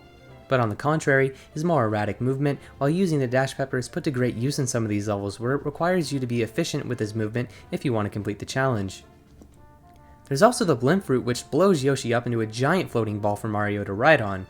Mechanically, this power-up works great, but it is very simple, with its only real function being to blast Mario upwards through the level. At the very least, it's still an oddly entertaining power-up, as this is literally the only game which it appears in, so it feels more novel to use. Lastly, there's the Bulberry, which lights up invisible platforms, allowing you to walk on them. Again, this is very simple, but due to how little it's actually used throughout the playthrough, it never becomes a nuisance or a chore to use. Another thing which separates this game from its predecessor is its difficulty. I've touched upon this briefly earlier, but to elaborate further, Super Mario Galaxy 2 contains some of the hardest challenges in the entire 3D series. It feels as though the developers weren't scared to include some pretty daunting challenges, as they most likely expected players to have already played through the first Galaxy game. This decision paid off greatly, as the difficulty is just perfect. It never feels unfair or too challenging, but when the game does amp up in difficulty, it usually means you'll be spending much more than just a couple minutes trying to complete a particular stage. As mentioned earlier, Mario Galaxy 2 puts all of its focus on the gameplay rather than story elements, so naturally, the levels are much better designed and feature far more brooding missions than previously. Nowhere is this more apparent than with the Special World. You unlock this world after completing the main game and defeating Bowser, and this place contains some truly brutal challenges, to put it frankly. Most of the difficulty here actually comes from the prankster comments for these levels, as there are quite a few which took me quite a while to complete. The Rolling Coaster Galaxy is centered around the motion-controlled ball, which was already frustrating enough in the first Galaxy game, but now with the prankster comment you need to collect 100 purple coins under the time limit with very janky controls. This was definitely one of the hardest stars out of both Galaxy games, but this isn't necessarily a good thing in this particular case. I just don't understand why they decided to bring back the motion-controlled ball minigame. As much like the Spring Mushroom, this was one of the most disliked aspects of the first title. It doesn't ruin the experience or anything like that, especially considering how little it's used, but I just thought this Galaxy was worth pointing out. Also worth pointing out, remember the Hungry Lumas from before? Well, they return this time around, except the way they work is altered a bit. For starters, you can still find Hungry Lumas throughout the many different galaxies. However, unlike the first game, they now require coins to feed rather than star bits. This simple change can completely switch up the gameplay and thus your motivations throughout the game, because now coins have been given a much greater meaning, as you can't fully complete the game without collecting at least enough of these to feed the Hungry Lumas. You can even find Hungry Lumas located on the path of the world map, and these ones actually do require star bits, so overall, both the coins and star bits are put to better use, and the way they go about collecting these items is much more balanced than it ever was in the first game. Another thing Galaxy 2 pulled off better than its predecessor is how it goes about allowing the player to use Luigi. Now, upon defeating the final Bowser, we're granted access to Luigi, and whenever we want, now we can effortlessly switch between Mario and Luigi, rather than having to 100% the game in order to even use him, much like how it was previously. He still functions as he did before, with his jumps being much longer and higher, as well as him slipping all over the place. But in Galaxy 2, since you're given the option to play with whatever character you want in the post-game, there's a higher chance of strategy present which can actually change the results in a drastic way, believe it or not. Some levels which require tight and precise movement are much easier to complete if you're playing as Mario. However, other levels which may require more height and distance to complete are made much more manageable with Luigi. It's interesting to see how such a small change can result in massively different outcomes. Now, as we all know, the music present within both Galaxy games are some of the greatest soundtracks ever composed for a video game. But Mario Galaxy 2, as mentioned earlier, is a much brighter and upbeat game overall. And the music reflects this brilliantly, as there are much less melancholic tracks and more lighthearted and whimsical tunes. That's not to say there aren't calming and more relaxed themes in Galaxy 2, far from it. Overall, it just opts for a more cheery vibe which complements the first game beautifully. Both soundtracks are superb, and your preference may very well change based on your mood, but that's what a great soundtrack does. The first Galaxy game exudes a mood of relaxation and melancholy, while the sequel boasts for triumphant scores. The developers of Super Mario Galaxy 2 aimed to provide a fresh gaming experience, and this extended to the music. They wanted to offer new musical compositions to complement the new levels, characters, and gameplay elements introduced right here in the sequel. Galaxy 2 also builds upon the foundation of the first game, but also introduces new gameplay mechanics such as the aforementioned addition of Yoshi and the various power-ups. The music in the game was designed to suit these new elements and the specific themes of each galaxy. Overall, game developers often want to surprise and delight the players with new experiences, and that includes the music.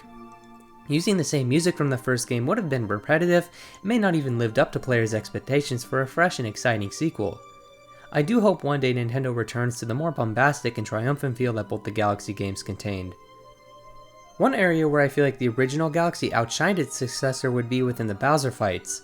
In the first game, where they were absolutely fantastic and incredibly unique, running around the planet waiting for him to attack you so you could whack his tail was always such a satisfying feeling, and this feeling was, to a degree, carried over to the sequel. This time around, Bowser rains miniature planets down upon Mario, and your goal is to jump on one and ground pound it right into Bowser.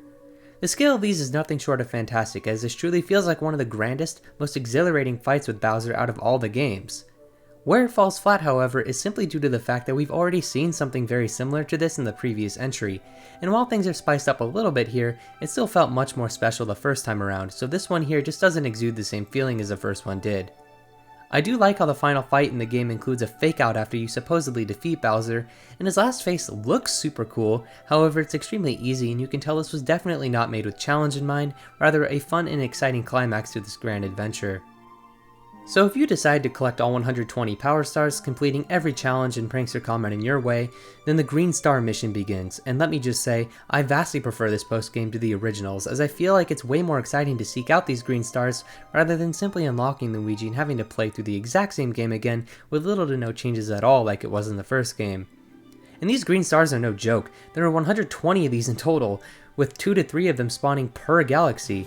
This can honestly be a bit overwhelming, and I understand why someone may not want to attempt this. I mean, there's literally no map, no guidance, no nothing. You're completely on your own, and the only way to even remotely tell where these stars are hidden is by listening for the faint twinkling sound they give off. And honestly, adding 120 of these has always seemed like a bit much. I feel as though the experience would have been better if there was only around 50, but for what it's worth, it's still a satisfying feeling to collect all these, and the payout in the end is fantastic, but I'll get to that in a moment. One of the main issues plaguing these green stars is the consistency of them. One moment you might find one directly out in the open, sticking out like a sore thumb, and the next star on the list could be hidden in the most obscure, egregious place possible. This basically means that you have almost no way of getting around using a map if you want to actually progress with this at all. But if you decide to go through with collecting all these stars, then you'll be given the chance to play one of the greatest and hardest Mario levels of all time, Grandmaster Galaxy. Only once you have collected all 240 total power stars in the game are you given the option to play this brutal challenge, and what a final challenge this is. Mario's more restrictive movement in this game makes much of the platforming more challenging, and the developers knew this because the way most of these obstacles are laid out require that you fully understand Mario's moveset and that you've truly mastered how he controls. The Grandmaster Galaxy truly tests you on everything you've learned up to this point. It even tests you on a few different power-ups here and there just to make sure you know the ins and outs of Super Mario Galaxy 2. But once you finally master this challenge and claim that final power star, you get this feeling which no other Mario game manages to pull off to this degree.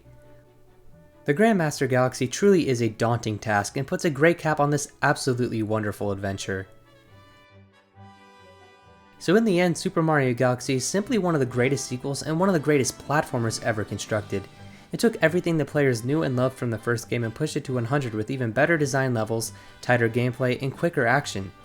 Both Galaxy games are truly beautiful experiences and you can't go wrong with playing any of these incredible masterpieces. But that's going to do it for today's video. I hope you all enjoyed it, and I just want to thank you so much if you made it to this point in the video, as your support truly does mean the world to me. So that's all for today. I'll see you in the next one.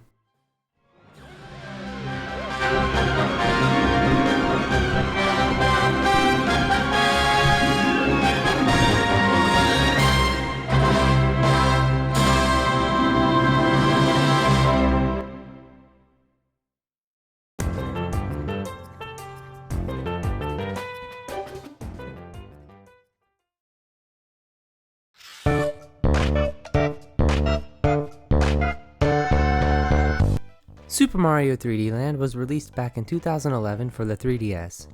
Coming off of the success of the original DS, it was only smart for Nintendo to create a brand new 3D Mario platformer for their new system. The marketing for this game was heavily focused on the return of the Tanuki suit from Super Mario Bros. 3 on the NES, and without this game, the 3DS would have likely flopped as a system due to its absurdly high price point, mixed with its lackluster launch titles. The price drop alone with the release of Super Mario 3D Land significantly improved the sales of the 3DS, and it's mainly responsible for the popularity and love this handheld still receives today.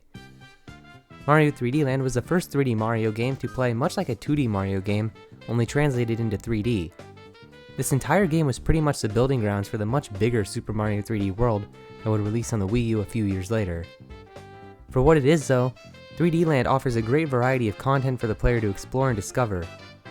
Sure, there may be no hub world, as this game is even structured like the 2D games, choosing to use a linear path for its progression rather than an expansive open environment, but in all honesty, I think it suits this game very well, because at the end of the day, it was built in such a way where the player could pick it up and play for an hour at a time, so having this massive hub world would completely go against everything this game stood for. That being said, it is still a lot of fun to play 3D Land in long increments, and each level is fun and creative in its own way. Unlike the previous 2D entries, there is no dedicated grass world or snow world. Rather, each world now has completely different themes per stage, and I think that makes things much more interesting than if they had just stuck with the typical overused tropes from the last entries. Mario games are no slouch when it comes to their musical scores, and 3D Land is no exception. It may not have a grand orchestral soundtrack like the Galaxy games, but there's a great selection of songs here, and I especially love the main theme.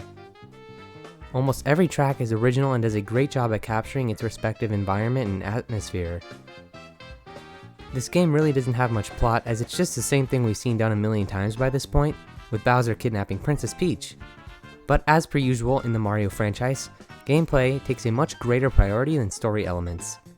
I remember that when this game first released, I was a kid and I greatly enjoyed hopping from stage to stage without worrying about the story at all. So while I do think story is important in a video game, when it comes to Mario specifically, I think it does these shorter entries more justice to focus more on the gameplay and perfecting the environments and level design within stages. Just like Super Mario Galaxy 2's prankster comments, 3D Land has its own collectible in the shape of star coins. These function in the same way they did in the 2D games, except now they are required for progression, and you must have a certain amount of these to unlock the final level within each world. There are 3 star coins per stage, and I think they were a great addition because it gives player an incentive to explore each stage while also restricting them from just blowing through each stage without looking back. I'm not a huge fan of when games force the player to collect a certain amount of a specific item in order to progress, but I think it was handled nicely here, because the levels are so short in this game that adding 3 star coins per level was a smart way of Nintendo making sure that the player sees all the worlds have to offer, rather than skipping through everything. The level design in Super Mario 3D Land is perfect for the system it was made for, as every stage perfectly complements the fast-paced nature of the 3DS. This is one of the best 3DS games to play when you're on road trips or sleeping over at a friend's house. Its tight, compact levels allow for a great amount of flexibility in the amount of time you choose to play for. This game is also super charming. As I mentioned earlier, the music perfectly fits into every level it's used in, but not only does it do that, it just sets the stage for a good time here. It's impossible to be upset while playing Mario 3D Land, as the upbeat and bubbly environments mixed with the happy-go-lucky music makes for a great feel-good experience. And I think some of these factors are part of why I remember this game so fondly as a kid. So anyways, just like in New Super Mario Bros. On the DS and Super Mario World, you can use an item in reserve here in Super Mario 3D Land. If you collect a power-up while already using one, that power-up you picked up will go into a slot on the bottom screen of the 3DS.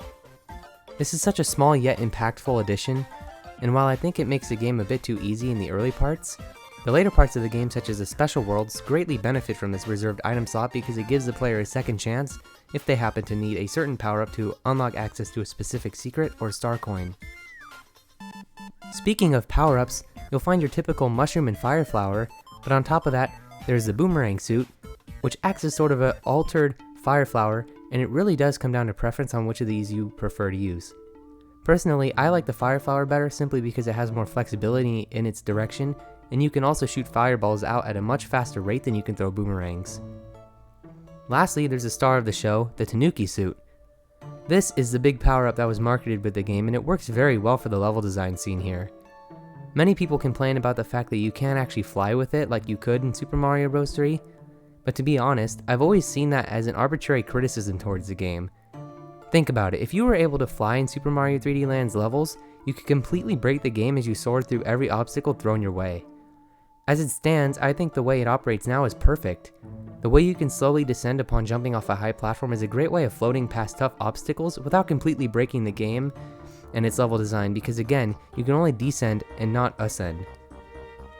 This game also marks the first time Boom Boom is seen in 3D, making his return from Super Mario Bros. 3. However, making her debut in the Super Mario series is Pom Pom, and honestly, these aren't the greatest boss fights. Boom Boom is pathetically easy in a 3D space, and if you're quick enough, you can literally defeat him before he even starts any of his attacks. Pom Pom is also very easy, as all she does is teleport around the room very slowly while throwing boomerangs at Mario. She can also be defeated quickly before even starting her attacks. Aside from that though, there are literally no other boss fights in the game except for Bowser, who you actually fight multiple times in this game. However, shortly after fighting him, you'll realize that every Bowser is fake up until the last one, as they all just turn into Goombas, Magikoopas, or some other enemy upon being defeated. Bowser's fights are pretty mediocre, as none of them are even fights at all. Most of them see you evading his attacks while trying to reach the end of the stage, which holds a big button you must step on in order to send him into the lava. This all seems to be one big homage to the original Super Mario Bros., considering the fact that just like in that game, all the Bowsers are fake except for the last one. And you also need to step on a button to defeat him, similar how you run past a giant axe in the original game. Super Mario 3D Land may seem like a very short game on the surface, and while it makes sense that many perceived it that way, that might also be because lots of those same people never played the special worlds in the game. Now I'm only going to touch upon these briefly due to the fact that all of my data containing footage from this part of the game was corrupted with no chance of recovery. But that being said, after you complete the main story of the game, you'll get a letter showing Luigi, who's apparently locked up. And once that's over, you're brought back to the title screen where upon entering your save file you are thrusted into a pipe containing 8 more worlds. This essentially doubles the game in length, so for anyone claiming this game to be short and easy, Just wait until you mess around with these levels. Now sure, many of these stages are easy, but once you hit the last few worlds, all of that goes down the drain. These levels can be tough and offer a perfect opportunity for those who completed the main portion of the game and won an extra challenge. You can also unlock Luigi after completing the first of these special worlds. The last major topic I want to touch on is the final Bowser fight. So first off, I think the castle leading up to Bowser is just amazing. The music gives off such a grand yet cautious and dangerous vibe, and pair that with the rather unique start where you ride down this giant skeleton raft, and tons of fireballs being sent your way, and you've got a pretty fun challenge right here. Once you complete the main portion of this stage, you're taken to an outside area which is just so cool, as all the music stops and the only sounds are the ominous drops of the rain pouring onto every object surrounding Mario. The fight against Bowser himself is so cool too. Again, this really isn't a fight and more of a chase sequence, but it's still fun and amusing in its own right. The music here really makes you feel like you've reached the end, as it just fits the whole fight perfectly. It's also really fun to jump around all these crumbling platforms, avoiding Bowser's fireballs, and eventually, he makes a very cool reference to Donkey Kong by throwing barrels at Mario. The final part sees the player running towards the screen on this long platform covered in bricks, which Mario must break while Bowser chases after him. Once you finally get to the end, you'll find your final button to jump on, which defeats Bowser once and for all. And after that exhilarating sequence, it's actually really satisfying to get to climb that flagpole and free the princess, thus ending your journey. In the end, Super Mario 3D Land is a great way to either pass the time or play in long increments. Nintendo perfectly constructed this game to be played to your liking, and it really pays off. I would say if you've never played 3D Land before, you should definitely give it a try, as I think you'll be pleasantly surprised by how much variety they managed to stuff into this little package. With enjoyable level design, fun mechanics, and an overall feel-good atmosphere, I think it's safe to say anyone can play and enjoy this game, especially if they love the Mario franchise, and just have fun playing his games in general. Thank you all so much for watching, and I'll catch you in the next one.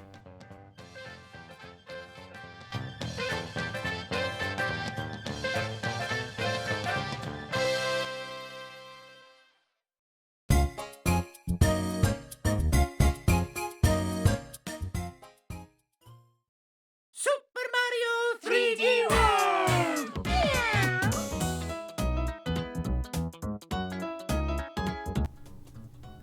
At this point, Super Mario 3D World has been out for several years, and throughout those years this game has seen a large variety of very mixed opinions. Back in 2013, the world had been run dry of bland and uninspired Mario games, such as the 2D installments. Therefore, there was nothing anybody wanted more than to see a brand new entry akin to the more open 3D Mario games such as 64 and Sunshine. But when the first ever trailer for 3D World was shown to the world for the first time, it seemed to be met with nothing but sheer disappointment from the fans, and with great reason. I mean, 2013 was the Wii U era, and while I personally love that console, it marked a time where Nintendo seemed perfectly satisfied, pumping out very basic experiences for their systems, and for years there, Mario had fallen into that very trap. It took until 2017, when Super Mario Odyssey released to universal acclaim, that many started to appreciate 3D World for what it is, and not what they wish it was. Odyssey filled them in with all the gaps that players had wanted for over a decade, and delivered on a truly open and inspired experience unlike none other in the franchise. And to make things even better, in 2020, Nintendo finally decided to port Super Mario 3D World to the Switch, alongside a brand new game called Bowser's Fury. This was released in 2021, but the hype for it in 2020, when it was announced, was unmatched. This not only gave returning players a reason to pick it up, but also provided players who have never played the game before with not one, but two new adventures in this package. So obviously the new and improved Switch port really drew people in, but that's not even half the impact that it left. As mentioned earlier, Odyssey taught people to truly love and care for 3D World, and in my opinion, this is one of the most solid video games out there.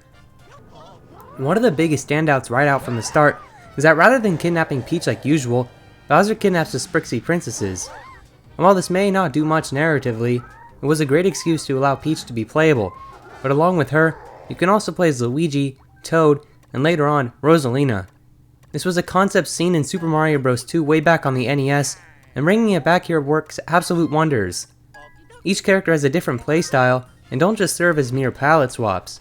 Your experience can vastly change based on who you choose to play as, with each containing their own special attribute that the others don't. Mario, as always, is a well-balanced character. Luigi is a bit slippery, but jumps so high that you can completely skip certain sections with ease. Peach has her floating ability, which comes in great use during tight platforming challenges. Toad is incredibly fast, and pair that with the Switch port, where every character's speed is drastically increased, and he becomes almost too fast at times.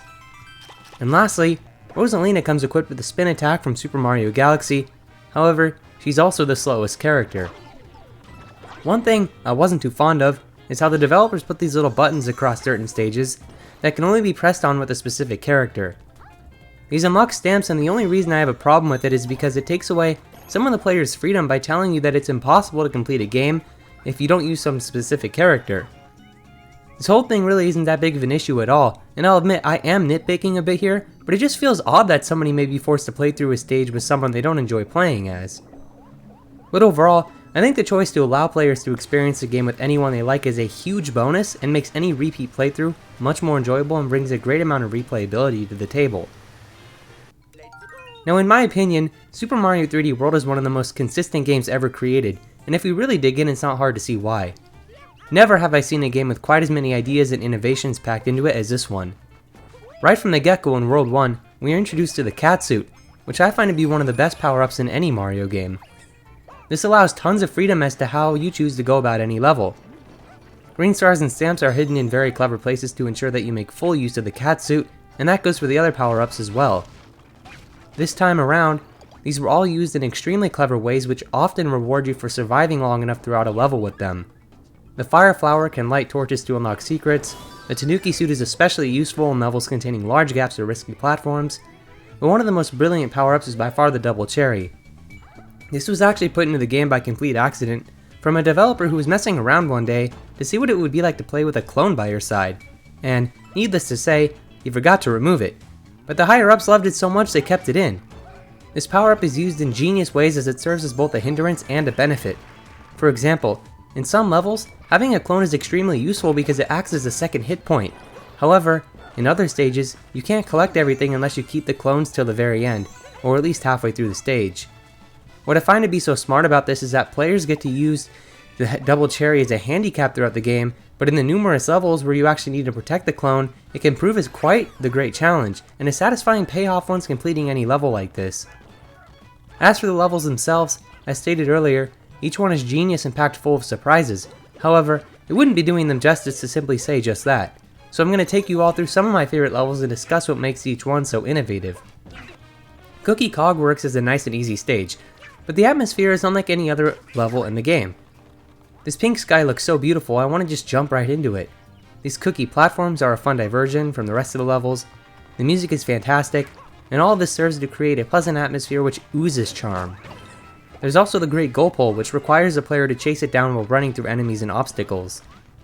The challenge here isn't necessarily getting to the flagpole, it's nabbing every collectible on the way. The enemies and platforms can be extremely distracting and pose yet another great challenge to the player. Cakewalk Flip is a genius level because it takes a concept introduced in Super Mario Galaxy 2 and perfectly expands upon it. All it takes is a single jump to flip every panel on the level, and this one green star in particular is one of the best in the entire game, where the player needs to watch out for this beam while collecting the 8 green stars and dealing with the flipping platforms. And on top of that, you need to do all this with your clone alive till the very end if you want any chance at grabbing everything in the stage. Another thing I love is how some worlds contain a castle as a final level, whereas some hold an express-themed final level. I'm not a big fan of how you need to fight Boom Boom and Pom Pom again numerous times, just like in 3D Land, but the fights with Bowser more than make up for it, even just in spectacle alone. Bowser pulls up in a crazy looking car which only gets more flashy with each encounter, and it's cool to see a side to Bowser we've never seen before. His new personality seems to be one of greed rather than wanting to simply kidnap Peach. As in the last level of the game, you can see that he owns an entire tower, and he also owns an amusement park themed solely after him. This makes for a great world though, and just proves once again how innovative this game is. Now along with the regular levels, there's actually 2 other types of stages included here. The first of which being the Mystery House Marathons. These require you to defeat enough enemies or complete a specific challenge under the gun of a strict timer. The catch here is that messing up a single time will make you restart the whole thing, and while some of the earlier mystery houses may pose little to no challenge, there's a couple later on in the game which are absolutely brutal and test the player on everything they've learned up to that point. There's also the Captain Toad levels, which serve as a great diversion from the regular game and make for a fun break from everything else. You can't jump with Captain Toad, so the whole objective of these stages is about collecting each green star by solving puzzles rather than platforming your way through them. What I love about the Mystery House and Captain Toad levels is that they aren't overused and only ever pop up in times where a break might be necessary for the player. The developers clearly knew what they were doing here and they executed it to perfection. And to add to all this, completing every level, Mystery House, and Toad mission is completely worth it as you unlock one of the best final levels in the game for collecting all the green stars, stamps, and gold flags throughout each stage. This is known as Champion's Road, which is a brutal final challenge, and while I don't think it's quite as difficult as a perfect run from Galaxy 2, it still makes for a great time, and a very satisfying feeling upon completion. And this feeling of satisfaction is pushed even further due to the fact that the game just keeps on going. Before you can access Champion's Road, you must complete every world in the game, then take the rocket ship up into outer space, which holds an entirely new world. Then once finishing that, there are 2 more worlds, and each time you think it's over, the game just throws more at you. But all this was done in the best possible way. It's exciting each time you take that rocket up further and further into the sky in order to see which levels have been unlocked, and let me tell you, these certainly don't disappoint. Most of these stages are genuinely tough, especially if you attempt to collect every item hidden throughout. I also love that lots of these serve as sort of a sequel in a way to much earlier levels from the game. This strikes a strange feeling of familiarity which turns these once easy stages into a true test of the player's platforming skills. Now, one of my favorite aspects of 3D World is its music.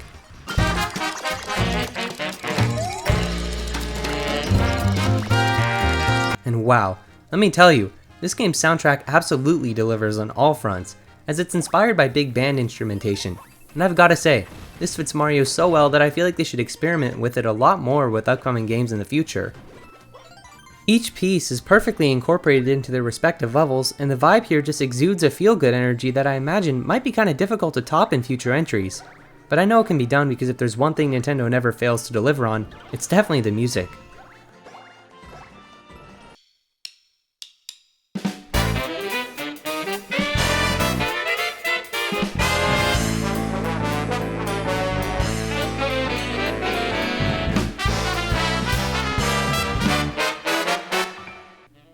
Super Mario 3D World is one of the most enjoyable experiences you can have in a platforming game.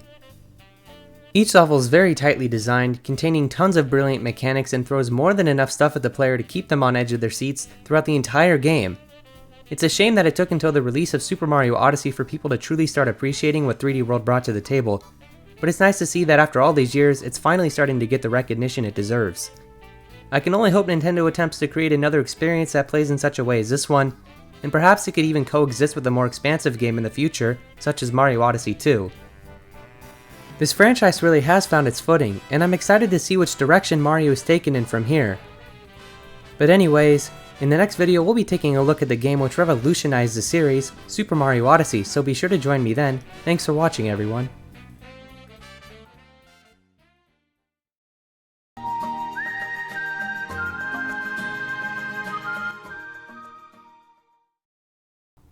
Back in 2020, in celebration of Mario's 35th anniversary, Nintendo held a direct in which they announced the future releases of several Mario games for the Switch.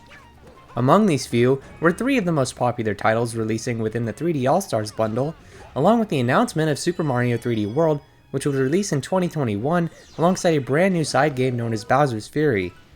At the time, this announcement caused immeasurable hype, as the eerie trailer gave an impression which few Mario games ever had before. There was a ton of mystery surrounding multiple aspects of Bowser's Fury, such as where it would take place, which characters would be playable, how long it would be, among many other questions.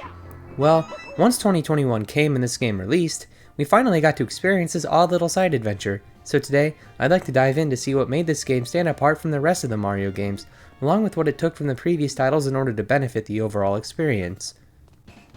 So the story here is extremely simple. Basically, Mario falls into a weird portal which takes him to a totally new location known as Lake Lapcat.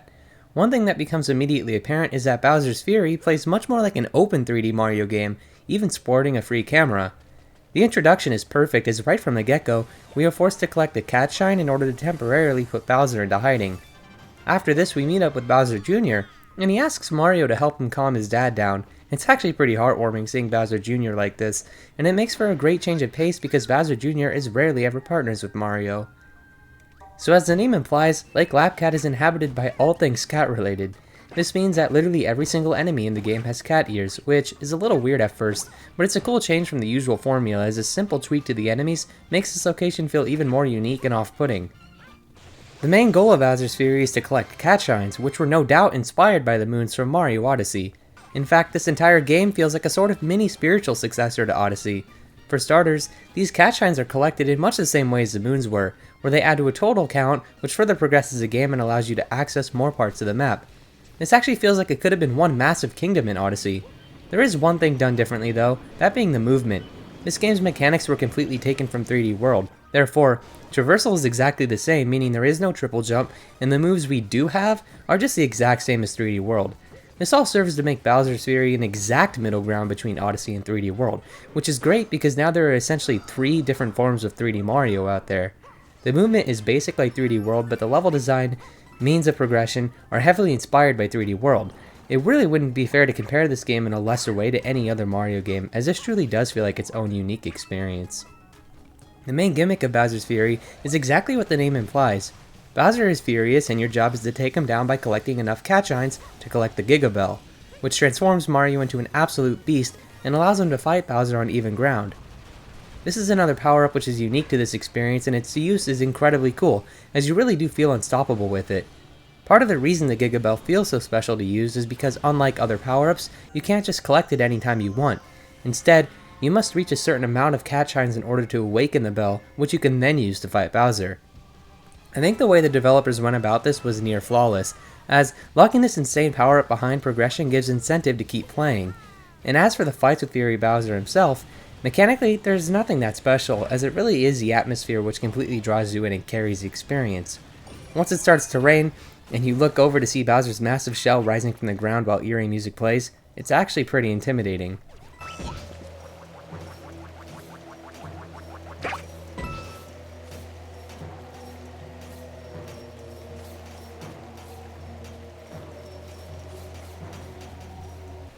But the fights themselves usually just involve you waiting for the chance to ground pound underneath his shell, and while I do like throwing these giant blocks at him, the fights never really change, so they can get quite repetitive over time. As far as the levels go, well, as mentioned earlier, this game takes place in Lake Lapcat, which is basically just one giant island consisting of multiple little islands spread throughout. On these islands there are several challenges to partake in, all of which reward you with the cat shine upon completion. There are 5 challenges per island, and the cool part is, once you collect a cat shine, you need to go to a different island before returning to your previous location in order for the challenge to respawn. What I like about this is that it forces you to explore other parts of the map, so upon returning to the previously completed challenge, there's always something new to accompany you. There's a ton of unique little minigames to partake in, and most of the time, these are a blast, but unfortunately, Bowser's Fury works on a downward trajectory, where the game gets slightly worse the further you go. This is due to a few things. For one, the challenges grow quite a bit stale over time, as many of them start to repeat themselves, which can cause the game to drag on if you're looking to collect every shine.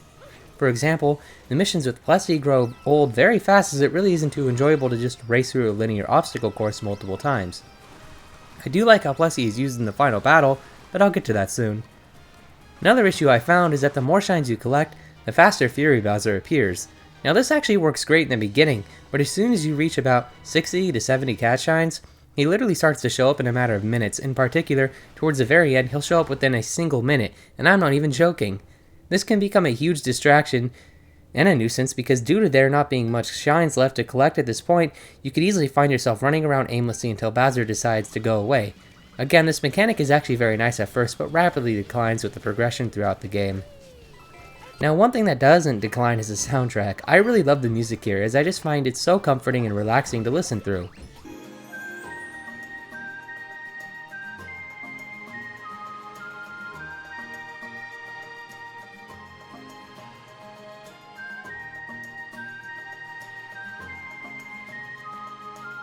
It's very unique, but still feels very much like Mario at the end of the day.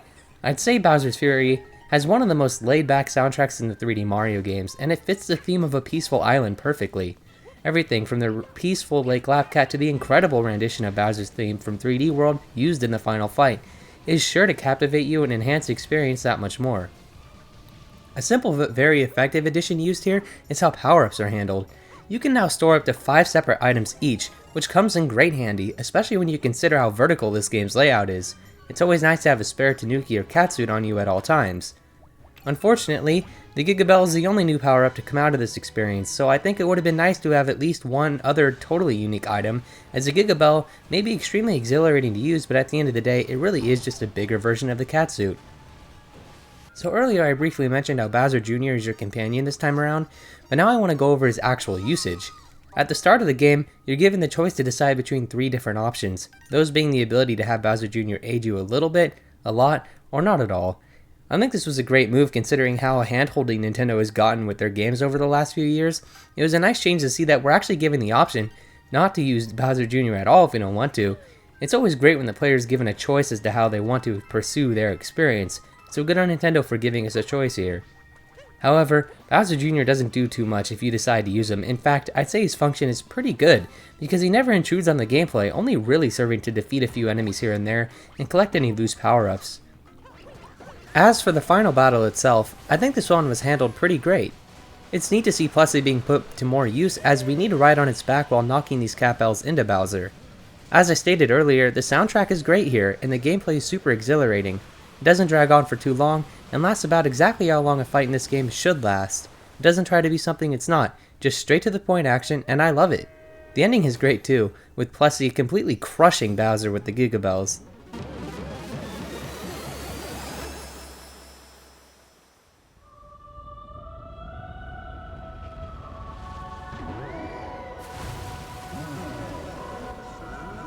So there you have it. Bowser's Fury was meant to serve as a middle ground between Super Mario Odyssey and 3D World, and in my opinion, it pulled this role off almost perfectly. This is a great little side adventure that will only take a few hours to complete, but offers tons of content within those few short moments.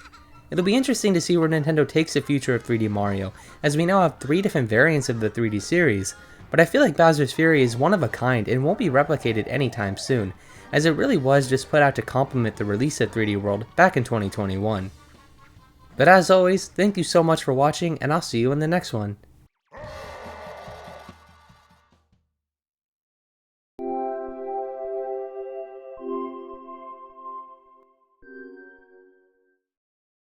Whether you enjoy Super Mario Odyssey or not, you simply cannot deny the fact that it drastically switched up the formula and gave fans what they have wanted for over a decade. And while the Galaxy games were absolutely fantastic in just about every way, once the second game released, Nintendo really started to change the portrayal of Mario from more free and open world experiences like 64, Sunshine, and to an extent the first Galaxy game, into nothing but linear, course-clear entries. The new Super Mario Bros. Games, 3D Land and 3D World are some great examples of how Nintendo was starting to view Mario's games. And after years and years without any sign of Mario returning to his original form, many fans began to give up. That was until 2017 when Nintendo shocked the world with an experience akin to those first few 3D titles, with the release of Super Mario Odyssey. The hype for this game was enormous, as it was the first true open-world Mario adventure since Sunshine way back in 2002. Even the core thesis of the game relies on collecting Power Moons, just like the Power Stars of old. Odyssey is by far the most open Mario game ever released, as there are hundreds of moons this time, rather than the usual 120 as seen in the previous entries. Nintendo really seemed to perfect Mario's core design, and I think a big part of that is due to the time spent with all the linear games such as 3D World, along with the open games like Mario Sunshine. And in the end, Odyssey simply couldn't exist without those more linear experiences, so it really was a blessing in disguise, even if at the time it seemed like those titles were just soulless cash grabs. Now, I've made a video about 3D World, and if you've seen it, you know how much I adore that game, and how important it is for people to start appreciating it for what it is, rather than what it should have been, because we all know by now, Odyssey took the role of fulfilling the open world experience, so there really shouldn't be any hate towards 3D World, as it really is a fantastic game. But enough about that. How does Odyssey hold up after all this time? Well, let's find out. This game is broken up between separate kingdoms, and unlike the previous games, there really is no hub world here. The Cap Kingdom is the starting area, but you're out of there so fast that it definitely doesn't serve as a hub. Speaking of which, the Cap Kingdom is one of the better starting areas Mario has seen. And one particular detail I found fascinating was the fact that for the first time, basically ever, we don't start in any grassy plains, rather, a black and white ominous world. This place feels awesome to traverse, as it's certainly one of the more unique areas we've seen in a Mario game. It is here where we are introduced to the central gimmick, capturing. By throwing Mario's hat onto an enemy, you can capture them to possess their body and inherit all of their movesets. This idea is absolutely brilliant and incredibly innovative. You can capture pretty much anything, and something I like is how most enemies wear hats, which first must be knocked off before you can capture them. This acts as a technique to give the enemies more challenge, but in a very charming way. My only gripe with this mechanic is how some items that can be captured are incredibly obscure, and can only really be found with sheer luck or curiosity. Take for example, this cactus in the Sand Kingdom. You can't possess any other cactus in the kingdom except this one right here, so if a player throws their hat onto a different cactus, they'll automatically assume that none other in the game can be captured, which will in turn lead to them missing a power moon. The ability to become any item or enemy in the game is genius and executed to near perfection, but there are just a few things holding it back from reaching its full potential. So one thing that stopped serving any use at all once the classic era of Mario came to an end are coins. In most games after the classic 2D platformers, coins would still grant players a 1-up, but the life system changed gradually with each new entry in the franchise, and eventually, it got to the point where 1-ups didn't really matter at all, because getting a game over never really had any major ramifications on the player like it did in the first few Mario games. That being said, in Odyssey, coins were given a much better use, that being the ability to buy outfits and power moons with them. This gives the player something to look forward to and in turn motivates them to collect every coin they see. On top of that, dying doesn't take away any lives. In fact, there are no lives this time around, as if Mario is taken out by something you simply lose 10 coins. This is a much better system than what was set in place for all those years, and it helps to make the experience much more enjoyable. Now as for the levels themselves, as mentioned earlier, these are broken up into separate kingdoms from around the world. And this may be an unpopular opinion, but I wasn't a big fan of a select few of these kingdoms. So what I'm going to do is go over my favorites first, and then explain why I think a few of these fall flat. For starters, I love the Cap Kingdom as mentioned earlier, as I think it's a brilliant starting area and introduction to the game. But I also love the Sand Kingdom, which is this absolutely massive and open desert. This contains some of the better moons in the game, and I love the progression of a frozen desert into a welcoming location for both the inhabitants and visitors. The Wooded Kingdom is also great, and perhaps my favorite secret in the game is how you can fall off the map, but instead of dying, you're brought into the deep woods, which is super eerie, and even contains a T-Rex stomping around. This place is another massive location, and I love the mixture between technology and natural forest life. It's also cool to see the impact Bowser leaves on each kingdom he visits, such as putting tanks all over the place or some other dark deed. The Lost Kingdom is a location that I've always loved for a reason I can't really explain. There's just something about this lush tropical environment that always stuck with me, and I'm always excited to revisit it on repeat playthroughs. The music here is also one of my favorite songs in the game, which only helps this place become more enjoyable to me. And right after that is the best area in the game, New Donk City. I love this place for so many reasons, but my favorite part is how upon arriving in this place, the whole town is in hiding because these nasty bugs have infested the streets, along with tanks. And this giant Mecha Wiggler is sucking all the energy out of the city, so your job is to traverse through a rundown version of New Donk City, and eventually fight the Mecha Wiggler to save the town and return it to its former glory. There's honestly so much to do here that it can be overwhelming at first, and I love it all the more for it. The music sounds amazing and it's definitely another highlight in the game, and along with that, you can do things here that no other kingdom gives you the luxury of. For example, you can throw Cappy onto this person here and suddenly, boom, you're controlling his RC car. I also love launching myself between buildings and just running around aimlessly having a good time. But even after that, you need to meet up with the mayor Pauline in the center of town, and she explains how she needs different musicians who all play different instruments so that way the festival can start. This part is a lot of fun, as searching for these musicians is a fun challenge, not because it's necessarily hard, but because each time you find one they give you a power moon, and bring the festival that much closer to starting. Now the festival itself is truly something special. This is definitely the most memorable part in the entire game, and playing through the whole thing as a classic Mario just completes the whole package. It's also great because you get to listen to Jump Up Superstar, which I mean, come on, it's one of the best songs in the entire franchise. But anyways, as far as the rest of the kingdoms I enjoy, the Seaside Kingdom is great because it's this calming place that doesn't pressure you to move fast and just lets you relax and collect all the moons you need. The Luncheon Kingdom is one of the most unique areas in the game, and I absolutely love the whole food gimmick and how the lava here is actually made out of some type of soup. Bowser's Kingdom is also pretty neat. It's not my favorite Bowser level in the series, but it's still got a very distinct and enjoyable atmosphere with great tension leading up to the very end. Lastly, the final area in the game is the Moon Kingdom, and I love this place because it reminds me of Super Mario Galaxy, which is my favorite game of all time. And I also love the music here, and how the purple coins are actually star bits. So that's it for the kingdoms I enjoy, which was actually almost every place in the game. As for the ones I dislike, the Cascade Kingdom isn't a bad location per se, but I just felt like it was severely underwhelming, and it had so much untapped potential that it actually hurts. I mean, what we got is more than acceptable, but imagine if this place was much larger, with different breeds of dinosaurs to capture other than this one T-Rex. I just feel like a lot more could have been done to spruce this place up, but again, what we got isn't bad by any means. It was just underwhelming to me personally. But next is perhaps my least favorite place in the entire game, the Lake Kingdom. There was no reason for this area to be so small, and have so little things to do. I like how you can capture Cheep Cheeps in order to swim faster, but again, this place is just absurdly small compared to the rest of the landmarks, and it's basically just an inferior version of the Seaside Kingdom. The Cloud Kingdom is another place that had unlimited potential, but it felt completely flat. Imagine a beautiful open sky with tons of cloud platforms to jump between, each one bringing you to a different challenge. What we got here is just a sad excuse for showing a cutscene with Bowser, and the same can be said about the Ruined Kingdom. Albeit, at least you can fight a giant dragon here, but I mean, come on, just imagine the potential here. It could have been something truly amazing, but oh well. So that's all the kingdoms within Super Mario Odyssey, but what about the music accompanying each of those locations? And for that matter, how does the music of Odyssey stack up as a whole?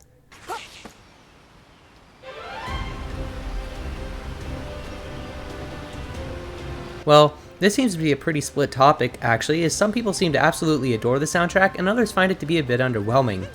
I personally find myself to be somewhere in the middle, as the songs that are good can be considered some of the best music Nintendo has ever produced, while some of the others are just forgettable.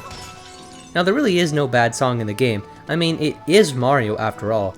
I just find some of these to be a bit unmemorable, and I wish we would have gotten something a bit different for a few of the kingdoms, but overall, I do think the soundtrack is great, with many songs being highlights of the entire franchise. But anyways, now I want to discuss the game's ending, and wow, this certainly does not disappoint. The concept of Bowser marrying Peach on the moon, of all places, is extremely intriguing and a very cool idea. I also love how Mario is the wedding crasher here, as he needs to face Bowser head on, and this final fight is amazing from a spectacle point of view. As far as the gameplay itself goes, I also found it to be enjoyable, and I think this is up there with Galaxy's final Bowser fight as one of the best in the series. Once defeating Bowser, however, we are taken back to the Mushroom Kingdom, which is an incredible post-game reward. There's a good amount of stuff to do here, and the best surprise in the game is how you can literally buy the outfit to become Mario from his days on the N64. This was really cool of Nintendo to put in, and once I put this costume on, I never wanted to take it off. It just brought back so much nostalgia, and the only thing that it needed was Mario's original voice clips, but honestly that doesn't matter. I'm just extremely satisfied with what we got. In fact, this whole kingdom is just one big homage to Super Mario 64.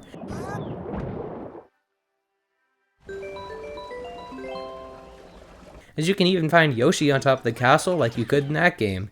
But this time, rather than riding him, you become him, and this was a super neat touch that I'm glad they added. Before I wrap things up, I want to talk about the final challenges of the game, that being the dark side and darker side of the moon. Once reaching 250 power moons, you unlock access to the dark side of the moon, which is a pretty formidable challenge, pitting you up against all the brutals, with moon gravity and no recovery hearts. I'm not a big fan of this, to be honest, as it just comes across as lazy, since by this point, you would have already fought the brutals numerous times each. However, once obtaining 500 moons, the darker side can be accessed, and this level acts as the final challenge in the game, similar to the Perfect Run in Champion's Road. And while I think this is a great challenge, my personal favorite is still the Perfect Run, simply due to how brutal it is. But the darker side is still super enjoyable for what it is. It's just not as challenging due to the fact that you can find multiple forms of healing throughout the stage. So that's Super Mario Odyssey, the game which single-handedly sparked hope into millions of Nintendo fans from around the world. This experience truly is unlike what we've ever seen from the franchise, and the amount of innovation on display here is nothing short of fascinating. It's staggering how unique Mario Odyssey was able to be, while at the same time feeling like Mario at the end of the day. Everything you know and love is included here, with many more brand new additions thrown in to create an adventure worthy of anyone's time. Speaking of which, thank you so much for your time. I hope you all enjoyed the video, and as always, have a wonderful day, and I'll see you in the next one.